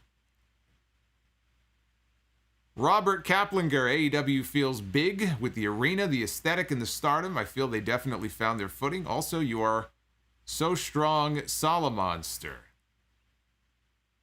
The world's strongest man. That's who I am. Joe Cool 82. Boy, we're all just full of shit tonight, aren't we? Joe Cool 82. CM Punk against Malachi Black writes itself, and it's the only match that I want. That's what I was talking about. He's going to work with all of these guys, but Punk and Malachi Black, that's like next year. I mean, that's like down the road. You can't do that anytime soon. Come on. Be patient. Be patient. I'm sure they are going to do all of those matches. Nonverbal Pie 81. I headbanged hard when Cult of Personality hit. Willie Eichert. What's going on? Willie was at the show tonight with Mama Eichert. I hope you guys had fun. Man, what a night. More like AEW CM Punk. By the way, Mama Eichert says hello. Well, send my regards to her. I hope she is doing well. I saw the picture you tweeted me. It looked like she was having a blast, and that was before the show even went on the air. Uffman Entertainment says we hit, oh good, I haven't checked. We hit 1,000 likes. In fact, we're almost at 1,300. So let's, we could do 1,300. We could probably do 1,400. Why don't we shoot for 1,400? That's awesome. Let's just kill it. Let's have the best fucking YouTube stream of all the 5 streams that we're going to do this week. I am very curious to know if the numbers on this stream, traffic-wise, thumbs-up-wise, are going to top SummerSlam. That would be something. If a 1-hour secondary AEW show, or review for a secondary AEW show, will actually beat my SummerSlam review. That would be quite surprising. So let's see if we can make it happen. Quintus Brown, so happy that CM Punk is back. Everyone better put some respect on Tony Khan's name. He delivered. Hey, for tonight, he gave the fans exactly what they wanted. As a promoter, he played the smart hand. It was so hyped up. You got everybody excited. All you have to do, sometimes it's so easy. Just give the people what they expect. Just give them the payoff. All you have to do. And when you do, you are rewarded the way that Tony Khan in AEW was tonight. Brian Bryant, 8/20/21, we will never forget. Jacob Barnes, I'm trying to buy the new CM Punk AEW shirt and the website crashed. It's so good to see Punk back in wrestling. Yeah, I believe the sites are still down. So they'll get that fixed by tomorrow. Steven Gonzalez, the Elite, attacks Punk at the end of All Out, and Bryan comes out to make the save. What do you think? I kind of prefer that they do that at the Arthur Ashe show. I don't think you need to do it at All Out. I just would rather it be in a big stadium, right? The Now Arena, you're going to have about 10,000 people in that building. I mean, you are still in Chicago, right? They're going to be rabid for Punk. But you're going to be in a building with 17,000 people in this nice stadium, right? Big debut in New York. I think they're going to want to have something special saved for that show. I think it should be Bryan. I don't know that I just don't know that there's a need to have him in Chicago on that show when you're going to have Punk. You're building everything around Punk's debut. I think you could put Bryan's debut off for a few more weeks. I would save him for New York. You could do the same angle on that show. Bryan's music hits, maybe he comes out. You could do it there instead of doing it in Chicago. Shambly Games missed the CM Punk debut, but I'm heading home from work right now to watch it. Super pumped, and then thank you for the great content as always. Shambly Games, have a safe trip home. Thank you for the $4.99. Maroa, Punk against Black after he is done with Darby. What do you think? I'd put that off for a little while, but it is a match that I definitely would like to see that match. I would not do it right away. Brian Bryant again. Punk return debut in AEW. That'll put butts in seats. LOL. Gonna have to wait to buy Punk's new shirt. Hashtag needle mover. Jared Simpson. Holy shit. That's the review. Got home a little while ago. Looks like Jared had some fun at the United Center tonight. We've heard from a whole bunch of people who were there. I've heard nothing but positive things. D-Nick237, when do you think Bryan Danielson is debuting? September 22nd. That's what I think. J-Ray. After tonight, WWE has to respond with their shows, so let's pay attention to SummerSlam and next week's Raw and SmackDown to see what they deliver. Granny, hell yeah, I'm a 30-year-old man, LOL. Join the Discord, hit like. Granny, well, there you go. Granny is a man. That's what we just found out. Yeah, the Discord, that's, I didn't mention that before, but all the people who have joined tonight as channel members, hit me up because I have to send you the link. That is one of the perks of becoming a member. We have a Solomonster Discord server. It's for members only right now. I only opened it up a few months ago. It's still growing, but you do get access to the Discord if you want it.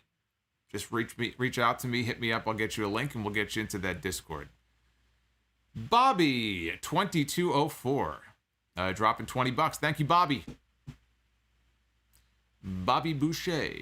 You're lucky that he didn't stick his hands in his pocket, and if anybody said this before me, then I tried. BB Balal. Do you think there's a WWE CM Punk chat, or chant, I guess he means, this weekend? Yeah, probably some light chants. I don't think it's going to be anything overwhelming, though. I think the people who bought tickets to go to Vegas are not going there just to sit there and chant CM Punk the entire time. Prince Somber, one of the best things about Punk's return was no over-the-top reaction by the commentary team. Yes, I was hoping they would lay out, and they did for the majority of that opening part of the segment. They kept quiet.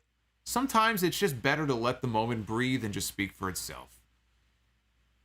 And that's the way that it should have been. I'm very happy they did that.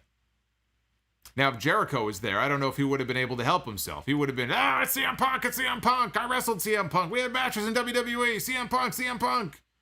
Thank God he wasn't on the show tonight. D. James, I wonder how those WWE executives feel about SportsCenter's Twitter account tweeting about Punk's return to wrestle. Oh, I'm sure they love that. I'm sure they must love that.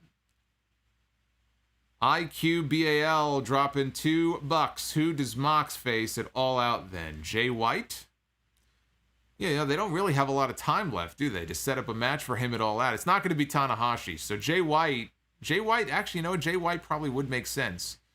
I could see Jay White. Yeah, I could definitely see that. Thing is, he's been attacked by 2.0 and Daniel Garcia. He's not going to be wrestling them. So it's not them. It's got to be some new program that is going to start up for him next week. So I would imagine by Wednesday we'll get a sense of who they might, program him with. I would think that Jay White is a definite possibility if they can't get Tanahashi. Iqbal. Okay, there we go. Thank you for correcting me. I said IQBAL like I'm spelling it out here. Iqbal. Thank you for the super chat. Future Endeavored. Look at this. Future Endeavored. I built a power wheel today after my hand surgery.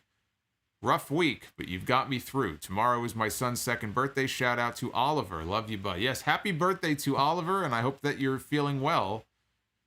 That sucks that you had surgery on your hand. But hopefully you will heal and you will be rebuilt. They will rebuild you. Like they did with my knee all those years ago.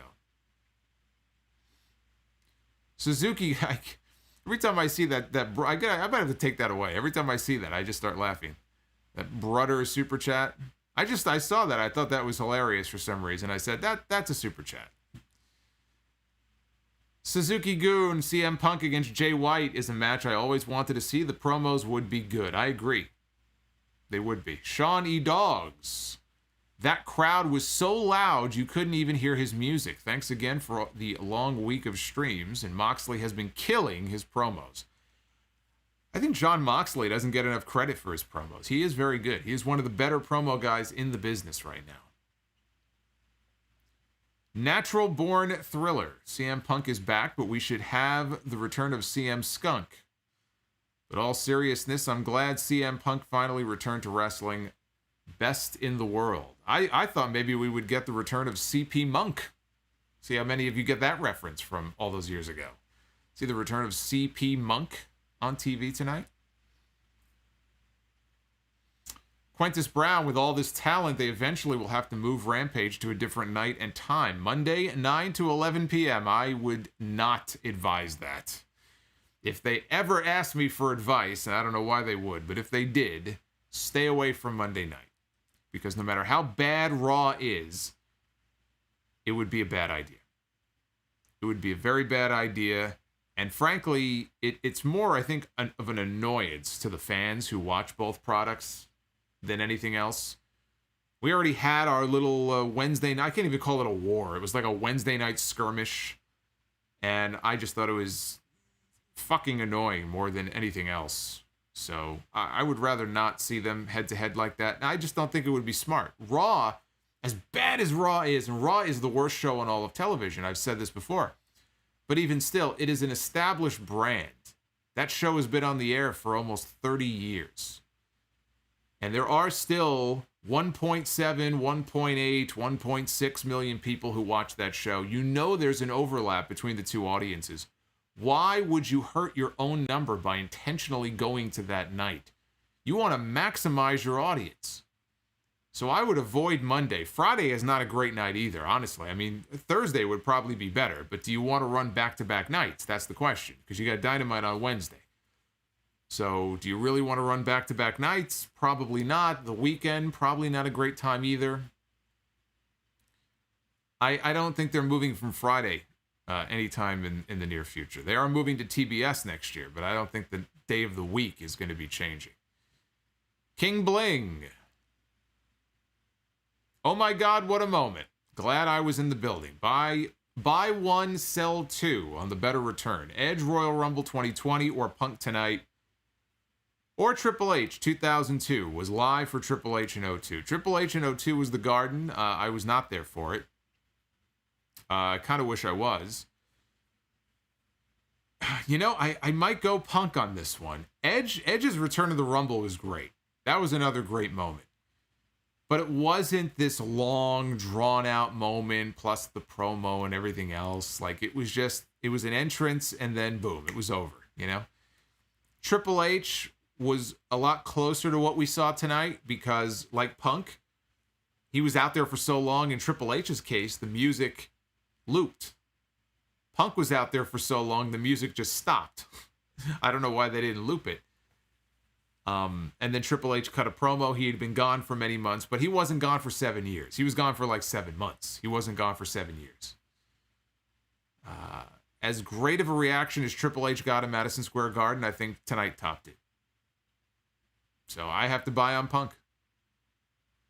Yeah, buy on Punk and sell on the other two. I'm telling you, what we saw tonight is if it's not the best, and I think it may be, but if it's not the best, it is one of the top 2 or 3 best return reactions that we have seen for somebody ever in wrestling.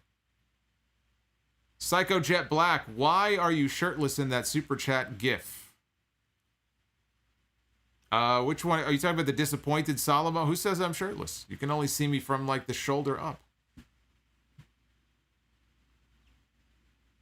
Tamara Davis, silly goose. Only the people in the Facebook group will get that reference. Apparently saying silly goose on Facebook will be flagged as a bullying and harassment violation. Fuck Facebook. Quintus Brown, Punk's AEW debut topped Jericho's WWE debut. Ooh. Interesting comparison. Sean E. Dogs would be flicking back and forth on Monday night. See, that's the problem. I mean, everybody would be I know there's this like, oh, back in the day, it was so cool. We would flip back and forth. But you know what? As a fan, that was annoying as shit. And we didn't have the luxury of, oh, well, you know, so what? You'll go on YouTube the next day and just watch it. I had like VCRs running. I mean, I was more of a WWF fan anyway, but I did enjoy flipping. Then you would miss something and you'd have to go back and rewind the tape. It was a pain in the balls. I don't want to go through that again. To me, that's not as fun as it, you know, might have been all those years ago. And even back then, it was more annoying, really, than anything else. Is that the super chat you were referring to, by the way? You see some shoulder there. I was wearing a tank top. Chris Quillman with the $10 super chat drop. What's going on, Chris? Of course, Punk is eventually going to get the belt, but how long should they wait to put it on him? Would you have him take it off Page or Omega? I would have Page take it off of Omega, so let's just get that squared away first. If he takes it off Page, we're talking months and months down the road. I mean, it's so far in the future, it almost is pointless to even talk about it right now. Because Adam Page really needs to get that belt first. It should be him taking the championship away from Kenny Omega. But I agree, Punk will eventually get the belt. You know, Bryan may eventually get the belt. But there's nothing to rush into here. There's no need to start talking about when are they going to get the belt. See, that's the wrong conversation to have. That's something that they shouldn't be thinking about right now. Oz and Glorious Pro Wrestling Tees is still down. I'm seeing a ton of completed and sold listings on eBay for I Was Here shirts, and even the ice cream wrappers are selling for hundreds of dollars. I'm not surprised. Didn't Britney Spears have like a chewed piece of her gum sold on eBay many years ago for like thousands of dollars? People are very weird. They're very strange. Hugh Jazz, buy, sell, or rent Jackson Riker, Sean Spears, or Jake Hager. Oh boy. It's quite a motley crew you've put together there. I don't really want to buy on any of them, to be honest with you, but if I had to, I would buy on Sean Spears. I would rent Hager, and I would sell on Jackson Riker. HBKC83. How long before you throw Jade in the ring with Thunder Rosa? At least a few months. At least a few months. I don't think I would do that at least until you get closer to Full Gear in November. Maybe it even ends up being a number one contenders match. Full Gear would probably be the earliest I would do that match. And then whoever were to win could then go on to challenge for the championship. Kind of hoping they get back to Baker and Thunder Rosa, though. I still feel Thunder Rosa should be the one to take the belt off of her. But a lot of that will depend if Britt Baker ends up becoming a full-fledged babyface, which I don't think she is. I know she was cheered like one in Pittsburgh, but I believe she still is a heel. It should be a babyface taking the belt off of her, and I think it should be Thunder Rosa. Maybe Thunder Rosa then eventually drops it to Jade Cargill. Jade is still very new. She's 9-0, they mentioned. Mark Henry said, oh, Jade is 9-0. Those are the only 9 matches, I think, outside of the tag match with Shaq, unless they're counting that. Those are the only 9 matches this woman has had. She's still very green. She's very new. She's very inexperienced. Now, I know they have a ranking system, and they go based on, like, quality wins and stuff. It's possible that she'll be ranked number 1. I don't know where she is in the rankings right now. But, talking about putting the championship on her, I think, in the next few months is not going to happen. So you could do a number 1 contenders match, or you could just wait and put the belt on Thunder Rosa whenever Britt Baker is ready to drop the belt. Have Jade take it from Thunder Rosa after she has a little bit of time with it. Spanish Goddess says, what's up, Solomonster? What is going on, Spanish Goddess? I haven't heard from you all night. Zachary R. Francis dropping 5. Another one who was at the United Center tonight. I was there live, and I'm just going to say that it was the most groundbreaking eruption of any crowd that I've ever witnessed. It's like he never left. Samoan fan, Straight Edge Society Punk against Broken Matt would have been great. Javier just subscribed to the channel. We are getting very close to 64,000 subs. I can't get there without your help. So if you're watching the stream live and you're not already subscribed, hit that subscribe button. We got 2 more streams coming up this weekend alone, plus Dynamite this Wednesday, and then Rampage again on Friday. And every time I go live for anything, you will get notified. It'll be there for you. So help get us to 64th. If we're not there already, because I know we picked up a bunch tonight, but help get the channel to 64K. We're very, very close. I want to see more dancing Nakamura's on my screen. Reese Smith. Besides Punk debuting, did you think the rest of Rampage was weak? Or was that me? I thought the tag match was very good. I thought overall the rest of the episode outside of the Punk stuff was very weak. But it wasn't about Punk. Or rather, it wasn't about that. It was about Punk. They delivered on what they were obviously hyping without, saying what it was. But I agree. I thought the other matches were very, very weak.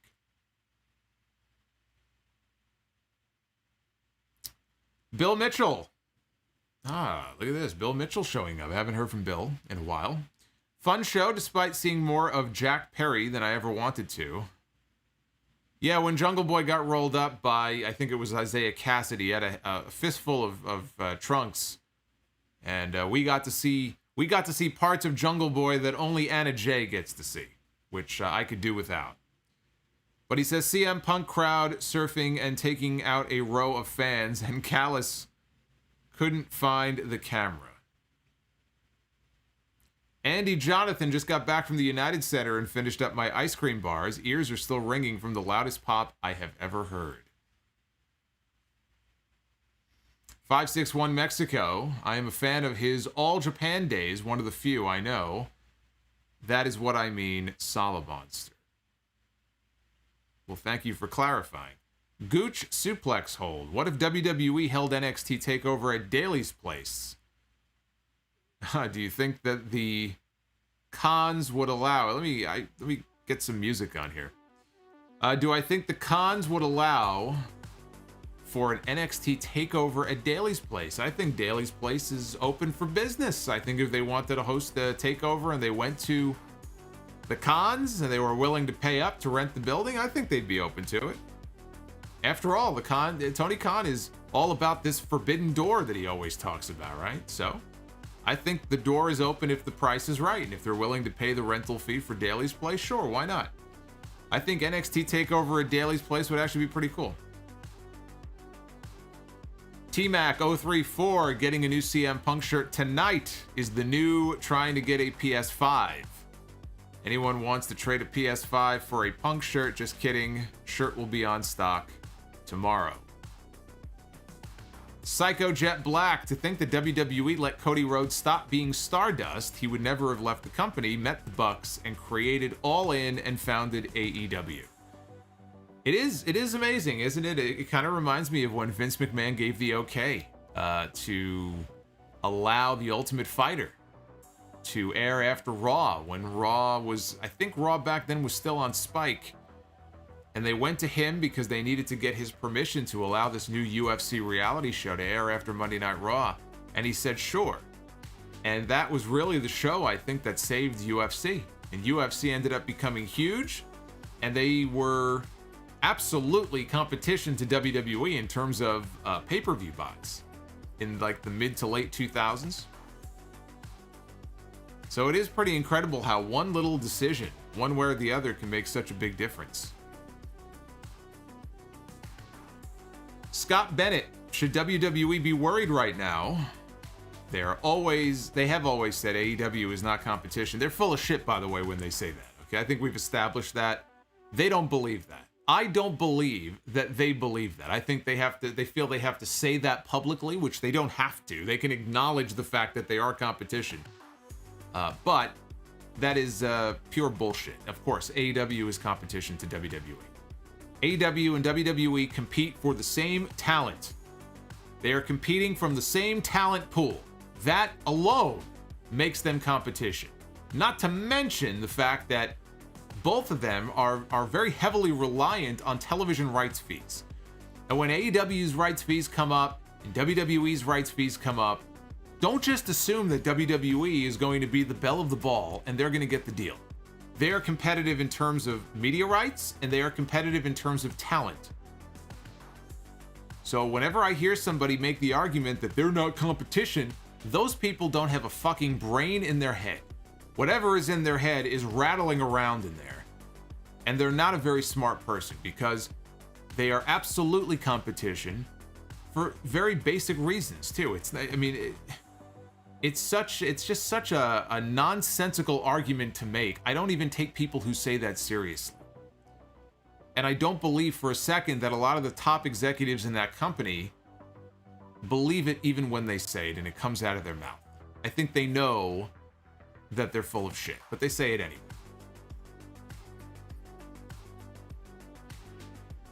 Bulu Fatulu.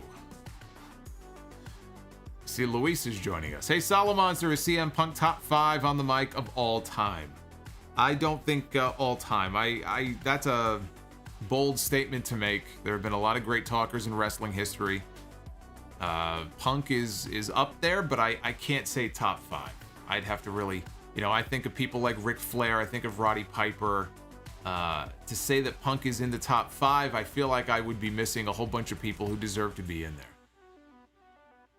But he is on the list. He's way up there on the list. There's no doubt about it. I can't sit here right now without putting a list together and tell you that he is top 5. Christopher Jazzcat, I have not been this happy for wrestling in years. That is a sentiment that has been echoed by a lot of people tonight. Jonathan Corky. Guess WWE Backstage is officially done. It's been done for a while. DX Darwin, I'm not updated of what is happening in AEW, but I am now interested because of Punk. Turtlehead, been at work all day. What did I miss? The return made ESPN.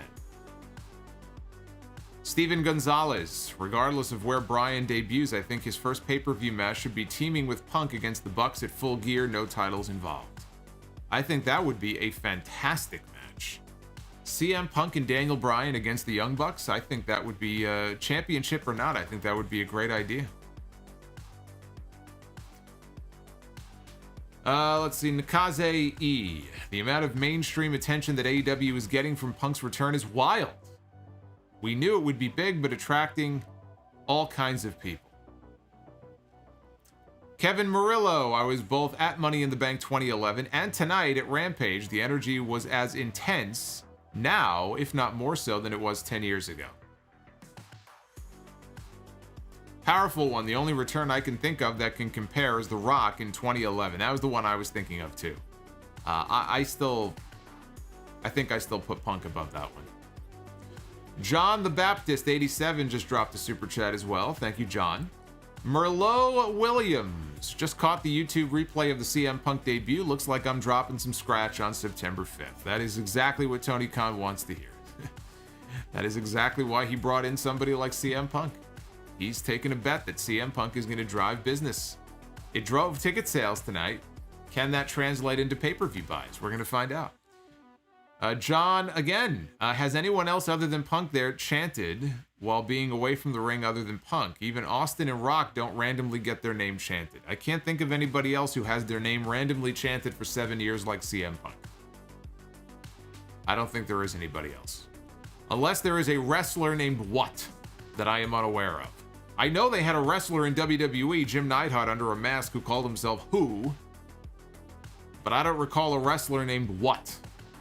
If there is a wrestler named What, I've been hearing that bastard's name mentioned for 20 years. And I would like for him to be blackballed from the wrestling business. KC to most. Yo, Solomonster. Sorry I missed the last 2 streams. Was working the CM Punk debut. Was epic. Give me Kenta against Punk, New Japan all the way. Luis Belmont Show.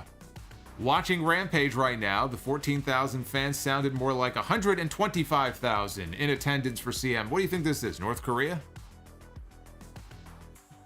So surreal, he says. Jonathan Corky, we're almost caught up here. Jonathan Corky, this moment might as well be added to this week in wrestling history. Bulu, dropping more super chat love. Who has the greatest debut ever? Kane. Vader had a pretty good one over in New Japan many years ago, Big Van Vader, but I'm going to go with Kane in WWE.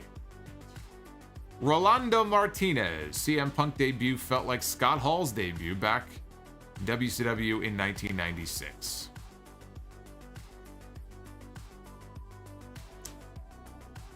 Just going back to Bulu's question again. Now, are you he's saying greatest debut ever? See, when I talk about Punk tonight, I'm talking about like a return. I don't really look at it as a debut, even though it is his AEW debut.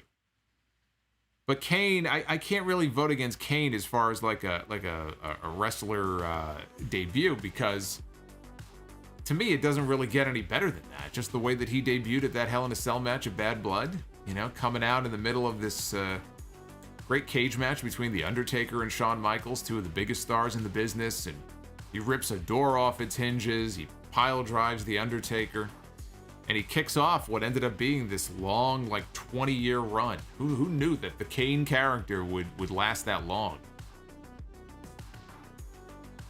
So I can't really vote against it. You know, some people say Chris Jericho, but I've always put Jericho at number 2 behind Kane. My mind hasn't changed. And no, little homie in the chat, Tito Ortiz in TNA, he doesn't. The August 1st warning does not count. That's on the other list. That's one of the worst debuts. Turtlehead. Get ready for banned Punk shirts at WWE shows. Abdul Rahman says he already ordered the pay-per-view. So they already got one buy. And finally, the final super chat. Boy, you guys came out in full force tonight. Skywalker dropping $4.99. Is the Brock Lesnar guy all elite now? Apparently he is. I saw him. I saw Frank the Clown without his makeup. In fact, Punk went over and hugged the clown. And there's Brock Lesnar guy in the shirt that he never washes, apparently. He's like Vader in his gear back in the day. I'm going to talk about that in This Week in History on Sunday. Vader would never wash his gear. That's one of the reasons Shawn Michaels didn't want to work with him. Anyway, Skywalker, thank you for the super chat, love. I appreciate it. Well, we are all caught up on your messages, and the one consistent thing that I have noticed from all of these messages is the fact that a lot of you guys are very excited about what you saw tonight. And to me, that is really the coolest thing about what we saw tonight, is the fact that there was a lot of genuine excitement and enthusiasm for this return, for this moment. AEW had a lot of goodwill that they would have squandered, I think, by not giving the people what they wanted. They did just that. It made for one of the more memorable moments in wrestling history, I'm sure, for Punk, for the people who were in the building tonight, and for all of us who are watching on TV. So I don't think it could have gone any better than it did, and it's got me all pumped up. I'm hoping SummerSlam tomorrow night can deliver some excitement. We got Roman Reigns against John Cena for the Universal Championship, and we've got Bianca Belair defending against Sasha Banks, hopefully. I've seen some doubt as to whether or not Sasha will be there. She wasn't on SmackDown tonight, but they were still promoting the match, so WWE certainly thinks it's still going to happen. We got a late super chat from Bulu. Who is the ugliest wrestler ever? Gene Snitsky. Gene Snitsky. A face only a mother could love, and even his mother went running in the other direction. And Khalid Adam dropping $2. I wonder if CM Punk and Serena Deeb will tag again. I don't believe so. Abdul Rahman, how loud will Mr. Missionary be tomorrow night calling his spots? Well, they're in a stadium, but even in a stadium, you could still hear Cena calling spots. It's been a while since we've had John Cena loudly calling spots in the ring, so if anything, it might be worse, because he's been out of the ring for so long, he might be a little rusty. So yeah, Mr. Missionary might be calling some spots tomorrow night. But I am looking forward to seeing what match they put together there in the main event. I'm looking forward to Sasha and Bianca. And boy, you know, Edge and Rollins, I think they're going to have a very good match. And then, you know, you got RK Bro challenging for the Raw Tag Team titles. And that's really the only matches I'm really excited for tomorrow night.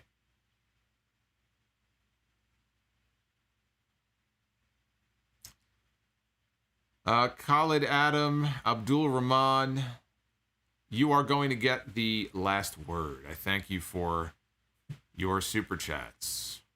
Lakers Pat in the chat wants to know, am I ready for Hogan against Undertaker at WrestleMania? Don't you dare put that evil on me.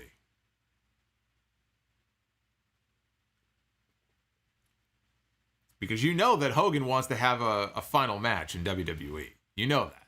The last WWE match he had was against Randy Orton at SummerSlam. That was like 15 years ago.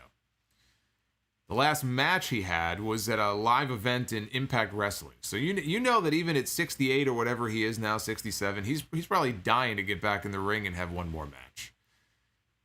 Ric Flair is dying to get back in the ring and wrestle again. We may end up with Hogan against Flair. Can you imagine? Just think about what that looked like the last time they were in the ring together. And that was 10 years ago. Hogan Flair in 2021 is not a match that I think any of us need to sit through.